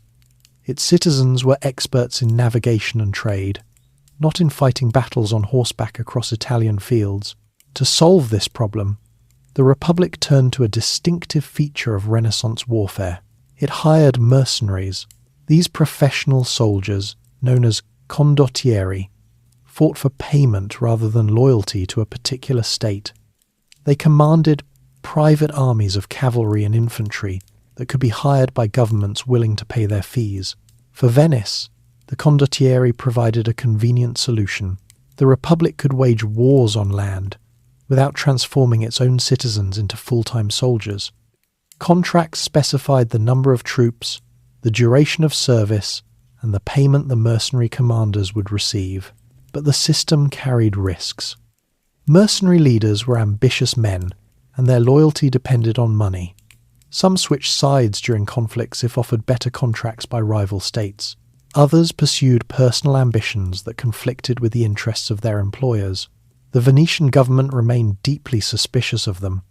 One famous example illustrates this distrust. A mercenary commander named Francesco Busone, known as Carmagnola, had achieved significant victories for Venice during its wars against Milan. He became a celebrated military leader and gained considerable popularity. But success could be dangerous in Venice. The government began to suspect that Carmagnola might have divided loyalties or secret ambitions. They worried that a powerful general commanding a large army could one day threaten the Republic itself. In 1432, the Venetian authorities summoned Carmagnola back to Venice, under the pretense of discussing military strategy. When he entered the Doge's palace, he was arrested. After a secret trial conducted by the Council of Ten, he was convicted of treason and executed in St. Mark's Square. The message was unmistakable. No matter how successful a general might be, the Republic would never allow military power to challenge its authority. Venice had built its strength on careful balance between wealth and discipline, between commerce and security. Even at the height of its prosperity, the Republic remained cautious, always watching for threats that could disturb its delicate system. For centuries, the wealth of Venice had depended on a carefully balanced system of trade that stretched across the known world. Spices grown in distant tropical islands travelled through India and the Middle East, before reaching Mediterranean ports such as Alexandria and Beirut. From there, Venetian merchants purchased them and carried them back across the sea to Europe. It was a system built on geography. Venice sat at the perfect crossroads between East and West. Goods arriving from Asia flowed through the eastern Mediterranean. European merchants then travelled to Venice to buy them. The Republic acted as the middleman in one of the most profitable commercial systems in history. For generations, this arrangement made Venice unimaginably rich. But in the late 15th century, something began to change. Far from the Mediterranean world, on the Atlantic coast of Europe, a small kingdom had begun to pursue a very different vision of global trade. That kingdom was Portugal. Portuguese rulers had become fascinated by the idea of reaching Asia by sailing around Africa. If they could reach the markets of India directly, they would no longer need to rely on the long caravan routes controlled by Middle Eastern traders or the maritime network dominated by Venice. At first, this idea seemed almost impossible. European sailors knew very little about the Atlantic Ocean south of Morocco. The waters were believed to be dangerous and mysterious. Maps were incomplete, and many believed that ships sailing too far south might encounter boiling seas or monstrous creatures. Yet Portuguese explorers continued pushing further. The effort was supported by Prince Henry of Portugal, a royal patron who encouraged exploration and funded voyages along the African coast. Henry himself rarely sailed, but his support helped build the foundations of Portuguese navigation. Portuguese shipbuilders developed new types of vessels capable of handling the rough waters of the Atlantic. One of these ships was the caravel, a small but highly manoeuvrable vessel equipped with triangular lateen sails that allowed sailors to tack against the wind. Unlike the Mediterranean galleys used by Venice, which relied heavily on oars, caravels were designed for long ocean voyages. Gradually, year after year, Portuguese sailors moved further down the African coast. They mapped rivers, coastlines, and islands previously unknown to Europeans. Each voyage added new knowledge, bringing them closer to their ultimate goal. Then, in 1488, the breakthrough finally came. An explorer named Bartolomeu Dias sailed further south than any European before him. During a violent storm, his fleet was blown around the southern tip of Africa. When the weather cleared, Dias realized he had passed the edge of the continent. He had discovered the route from the Atlantic Ocean into the Indian Ocean. The sailors named the place the Cape of Good Hope. The discovery electrified Portugal. For the first time, a direct sea route to Asia seemed within reach. The final step was to complete the journey to India itself. That mission fell to a determined captain named Vasco da Gama. In 1497, da Gama set sail from Lisbon with 4 ships and a crew willing to risk everything for the promise of discovery and wealth. His fleet followed the now familiar route down the west coast of Africa before rounding the Cape of Good Hope. But the hardest part of the journey was still ahead. The Indian Ocean was vast and unfamiliar to European sailors. Navigation depended heavily on local knowledge and favourable winds. Da Gama's fleet struggled with disease, shortages of food, and exhaustion among the crew. Scurvy, caused by a lack of fresh fruits and vegetables, killed many sailors during the voyage. Despite these challenges, da Gama continued eastward. Finally, in May 1498, his fleet reached the port city of Calicut on the southwestern coast of India. The moment was historic. For the first time, European ships had sailed directly from Europe to India without passing through the traditional trade networks of the Middle East and Mediterranean. The implications were enormous. Portuguese merchants could now buy spices directly from Asian markets and ship them back to Europe without relying on Venetian traders. The long chain of middlemen that had once carried spices across deserts and seas could now be bypassed. When news of this discovery reached Venice, the reaction was immediate and fearful.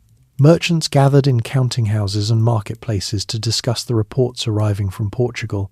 At first, some dismissed the stories as exaggerations, but as more voyages confirmed the success of the route, the truth became impossible to ignore. The Venetian diarist, Girolamo Priuli, recorded the mood in the city. He wrote that the discovery of the sea route to India was the worst news that could ever reach Venice. He understood exactly what it meant. For centuries, Venice had controlled the gateway through which Eastern goods entered Europe. Now that gateway was being bypassed entirely. Portuguese fleets began returning to Lisbon carrying cargoes of pepper, cinnamon, cloves, and other spices purchased directly from Asian markets. These goods could be sold in Europe at lower prices than those transported through the Mediterranean system. Gradually, merchants across Europe began turning toward Portuguese suppliers. Venice tried to resist the change. The Republic sought alliances with the rulers of Egypt and the Ottoman Empire in hopes of challenging Portuguese fleets in the Indian Ocean. Venetian diplomats argued that Portuguese expansion threatened not only Venice, but also the traditional Muslim trading networks that connected Asia and the Middle East. There were even discussions about digging a canal across the Isthmus of Suez. If the Mediterranean could be connected to the Red Sea, Venetian ships might be able to sail directly into the Indian Ocean themselves. The idea was bold and visionary, but the engineering technology of the 15th century simply could not make it happen. Meanwhile, Portuguese power continued to grow. They established fortified trading posts along the coasts of Africa, India, and Southeast Asia. Armed fleets protected their merchant ships, and new expeditions continued expanding their reach across the oceans. The centre of world trade was slowly shifting. For centuries, the Mediterranean had been the beating heart of global commerce. Now the focus was moving westward toward the Atlantic Ocean. Cities like Lisbon and later Amsterdam and London would eventually benefit from this shift. For Venice, however, the consequences were profound. The spice trade did not disappear completely, but the Republic's monopoly over it was broken. Venetian merchants still traded with the East, but the profits were smaller and competition was increasing. Yet the city did not collapse. Venice still possessed enormous wealth accumulated over centuries. Its architecture, art, and cultural institutions flourished. The city continued attracting visitors, artists, and musicians from across Europe. Gradually, Venice began transforming itself. If it could no longer dominate global trade as it once had, it would become something else entirely.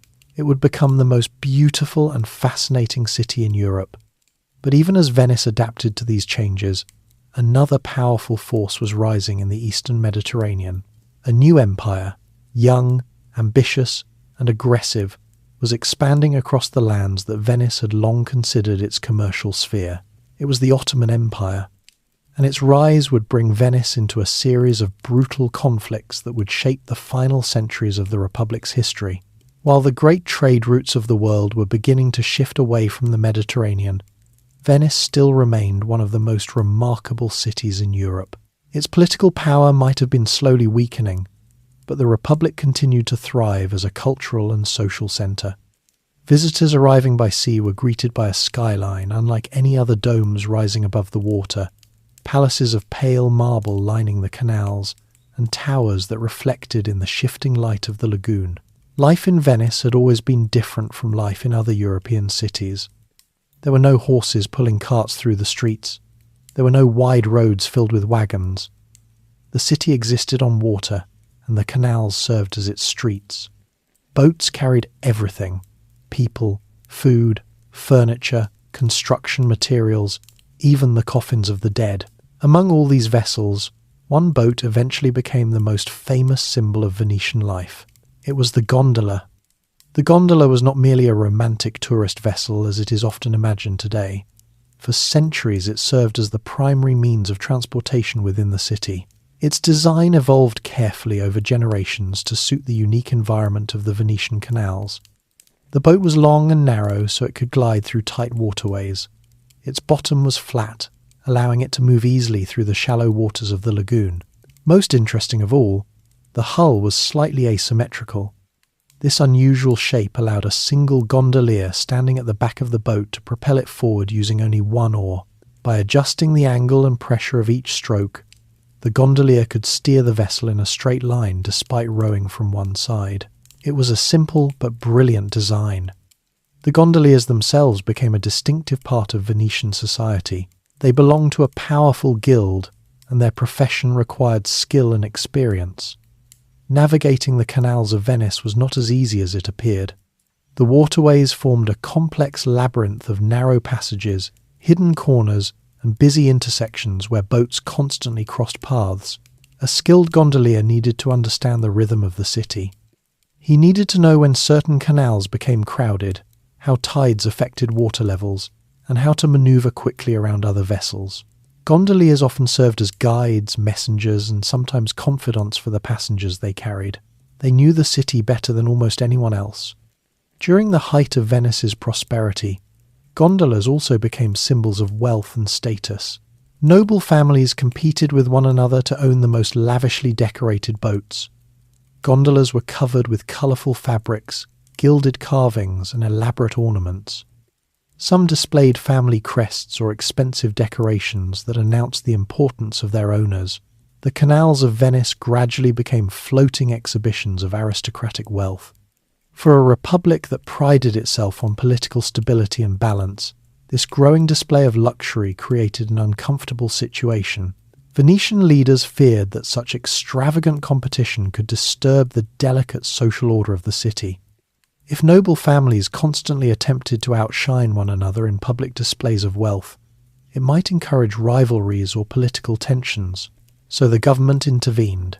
In 1562, the Venetian authorities passed a sumptuary law that regulated the appearance of gondolas.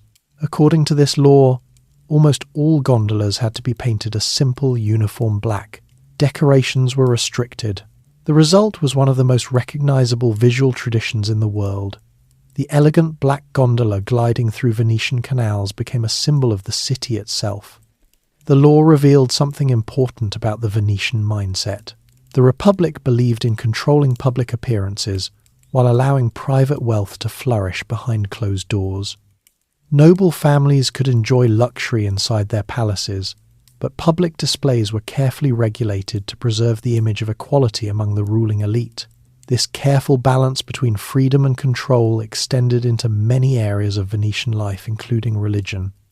Across much of Europe during the Renaissance, the Catholic Church maintained powerful institutions dedicated to enforcing religious orthodoxy. The most famous of these institutions was the Inquisition, a system of tribunals designed to identify and punish heresy. In places like Spain, the Inquisition became notorious for its harsh methods and severe punishments. Venice, however, handled the situation differently. The Republic was a devout Catholic state, but it fiercely guarded its independence from outside authority, even from the Pope. Venetian leaders believed that allowing Rome to control religious courts within the city might threaten the stability of their commercial relationships. After all, Venice was a trading hub filled with foreigners. German merchants who lived in the city often followed the Protestant faith that had spread across northern Europe. Greek traders practiced Orthodox Christianity.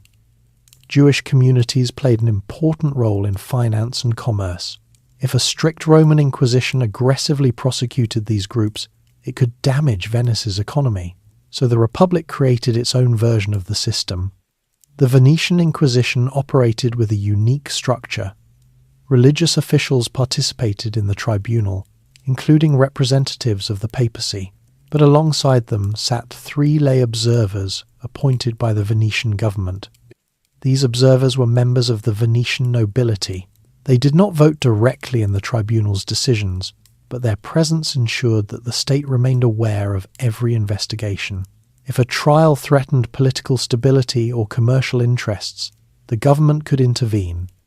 As a result, the Venetian Inquisition tended to be less brutal than its counterparts in other regions. While it still punished heresy and enforced religious conformity, it rarely engaged in the large-scale persecutions seen elsewhere. Venetian leaders valued order and economic stability above ideological extremism. This pragmatic approach was typical of the Republic. For centuries, Venice had balanced faith with commerce, tradition with practicality. The government's primary goal was always the same: protect the stability of the state. Yet stability would soon face its greatest test. While Venice managed its internal affairs carefully, powerful forces were rising beyond its borders. One of those forces was expanding rapidly across the eastern Mediterranean, the Ottoman Empire. In 1453, the Ottomans captured Constantinople, bringing an end to the Byzantine Empire that had once dominated the region. For Venice, this event was both shocking and dangerous. The Ottomans now controlled the gateway between the Mediterranean and the Black Sea. This placed them directly in the path of Venetian trade routes. For the next century, Venice and the Ottoman Empire would struggle repeatedly for control of islands, ports, and sea lanes across the eastern Mediterranean. The conflicts would be long, expensive, and often brutal, and eventually, the struggle would culminate in one of the greatest naval battles of the age, the Battle of Lepanto. The rise of the Ottoman Empire changed the balance of power in the eastern Mediterranean more dramatically than any event in centuries. For Venice, whose wealth depended on trade routes that crossed those waters, the expansion of this new empire was both a commercial threat and a military danger. The Ottoman state had begun as a small frontier principality in Anatolia during the late 13th century.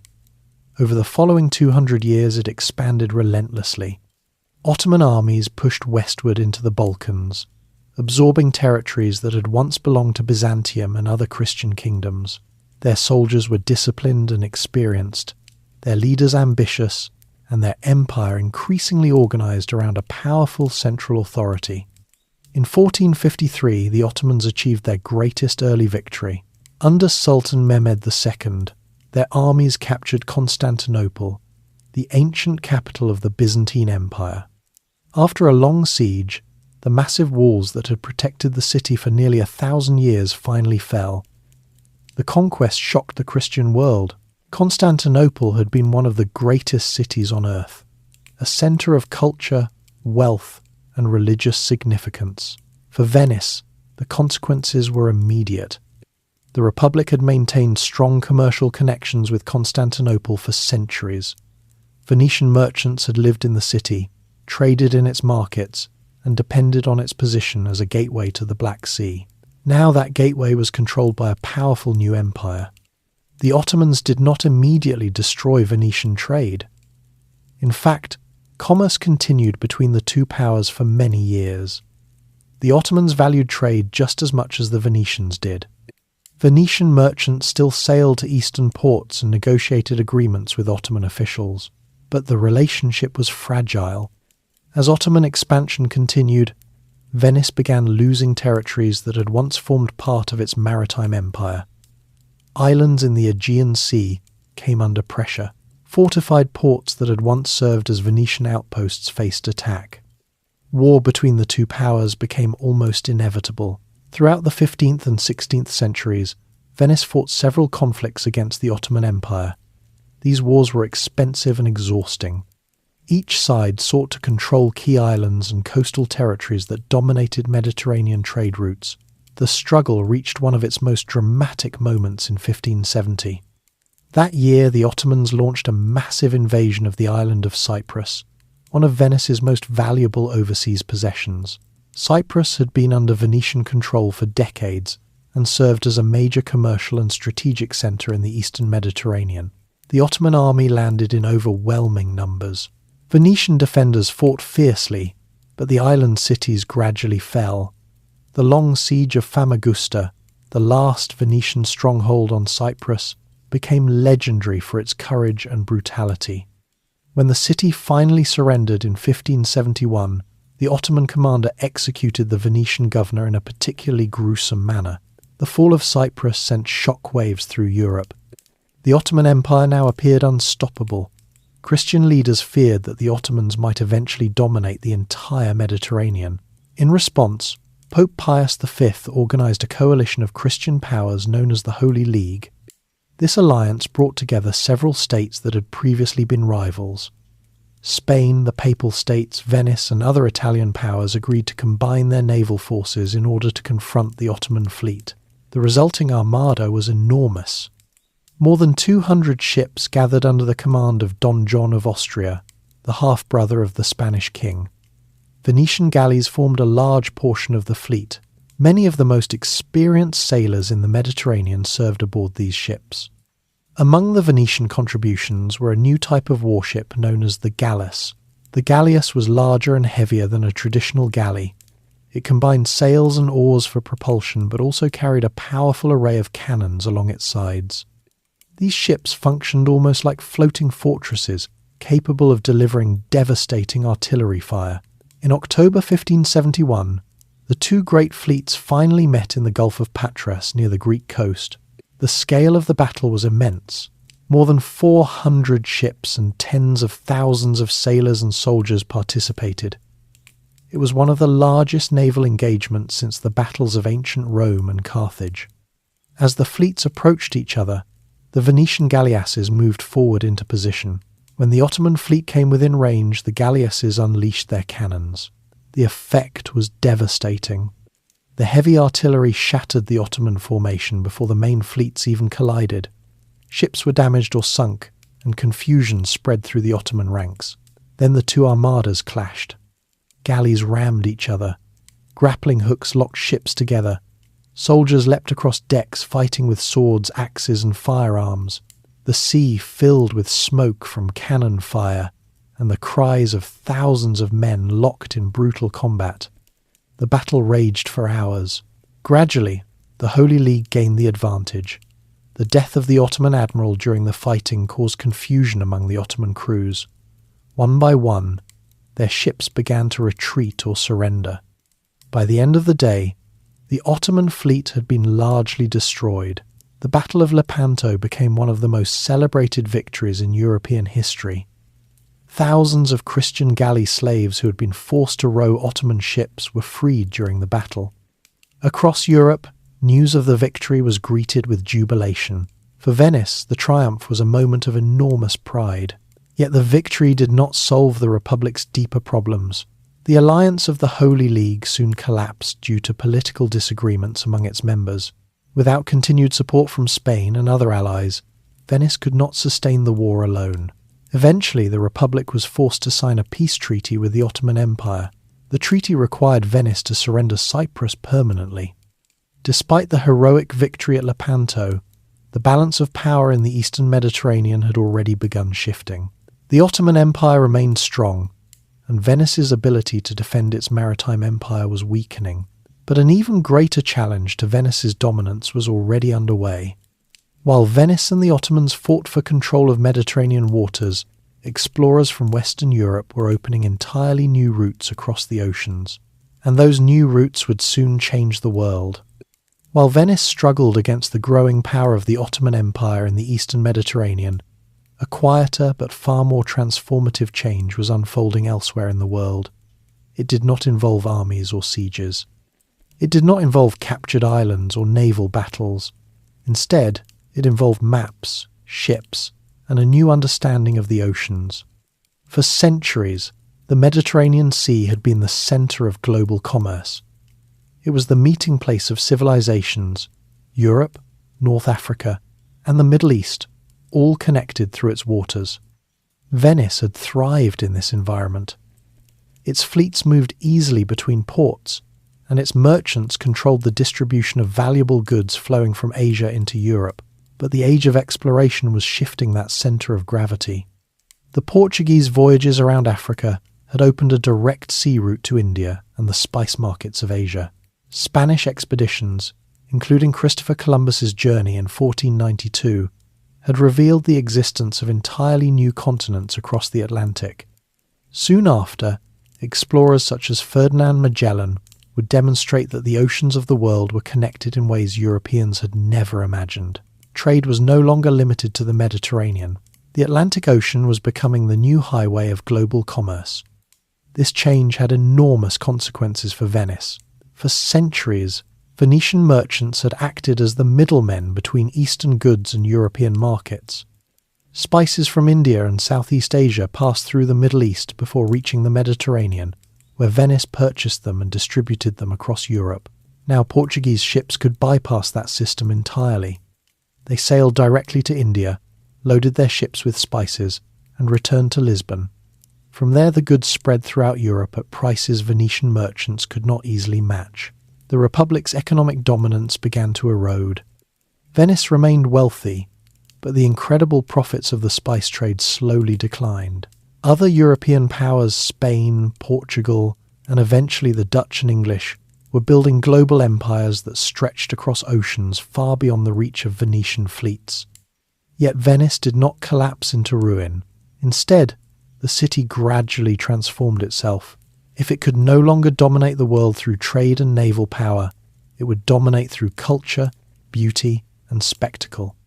During the 17th and 18th centuries, Venice became one of the most celebrated cities in Europe. Travellers from across the continent arrived to experience its art, architecture, and unique atmosphere. The city's reputation for elegance and intrigue made it a central destination for wealthy visitors. One of the most famous traditions that flourished during this time was the Carnival of Venice. Carnival was not simply a short festival. It lasted for weeks and sometimes months. During this time, the entire city became a stage for celebration, performance, and social freedom. The defining feature of Carnival was the mask. Masked citizens and visitors filled the streets, canals, and public squares. Behind a mask, social distinctions blurred. Nobles could mingle with commoners. Wealthy merchants could move anonymously through crowded gatherings. The masks created an atmosphere of mystery and possibility. Venice became known as a city of intrigue. Masked balls filled palaces. Theatres presented elaborate operas and performances. Gambling houses operated openly, attracting visitors eager to test their luck.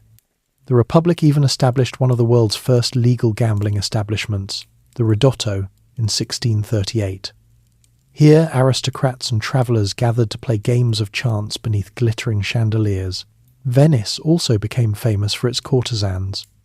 Unlike ordinary prostitutes, Venetian courtesans were often highly educated women who participated in intellectual and artistic circles. Some were celebrated in poetry and painting. They hosted gatherings where politics, literature, and philosophy were discussed. The city's cultural life flourished. Venice produced extraordinary artists and musicians whose works would define the artistic spirit of the age. Among them was Antonio Vivaldi, the brilliant composer whose energetic violin concertos captured the rhythm and excitement of Venetian life.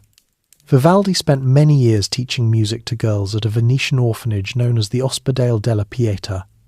The orchestra formed by these young musicians became famous throughout Europe. Painters such as Canaletto also shaped the world's image of Venice. His detailed landscapes of canals, bridges, and palaces allowed visitors to take home visual memories of the city. These paintings became prized souvenirs for travellers on the Grand Tour, a journey wealthy young Europeans took to complete their education. For these travellers, Venice represented something unique. It was a city of beauty, pleasure, and freedom. But beneath this glittering cultural life, the Republic's political power continued to decline. Its ancient institutions, once admired for their stability, had grown rigid. The oligarchic government struggled to adapt to the rapidly changing political landscape of Europe. By the late 18th century, Venice had become a city that looked backward more than forward. Then, in 1797, the final chapter of the Venetian Republic arrived. A young French general named Napoleon Bonaparte was sweeping across northern Italy with astonishing speed. His revolutionary army defeated Austrian forces and reshaped the political order of the region. Venice tried to remain neutral. For centuries, the Republic had carefully avoided becoming entangled in conflicts between larger powers. But Napoleon had little patience for neutrality. As his armies approached the Lagoon, he accused Venice of secretly supporting his enemies. The Republic faced a terrible dilemma. Its military strength had declined dramatically. The once powerful Venetian fleet was a shadow of its former self. The city had no realistic way to resist Napoleon's experienced army. The Venetian government gathered for one final debate inside the chambers of the Great Council. The decision they faced was heartbreaking. If they resisted Napoleon, the city might be bombarded and destroyed. If they surrendered, the 1,000-year-old Republic would come to an end. On the 12th of May 1797, the decision was made. The Great Council voted to dissolve the Republic of Venice. The last Doge, Ludovico Manin, removed the ceremonial ducal cap from his head and quietly handed it to a servant. According to tradition, he simply said, "I shall not need this again." French troops soon entered St. Mark's Square. For the first time in over 1,000 years, Venice was occupied by a foreign army. The famous bronze horses of St. Mark's Basilica were taken to Paris.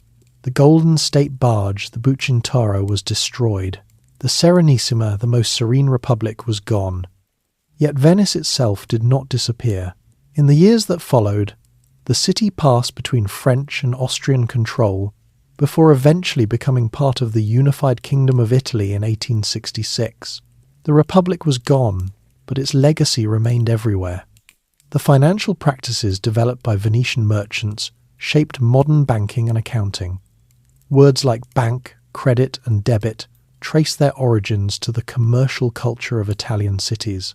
Even the word quarantine comes from Venetian policy. To protect the city from diseases carried by arriving ships, Venice required vessels to remain isolated for quarantagioni 40 days before entering the harbour. Today, visitors walking through Venice are surrounded by the echoes of its past. St. Mark's Square still opens onto the lagoon like a grand stage.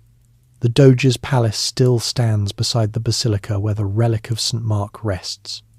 The narrow canals still wind through neighbourhoods where merchants, sailors and artisans once lived. Across the Mediterranean, the Lion of Street Mark can still be seen carved into ancient fortresses and harbour walls, silent reminders of the maritime empire Venice once commanded.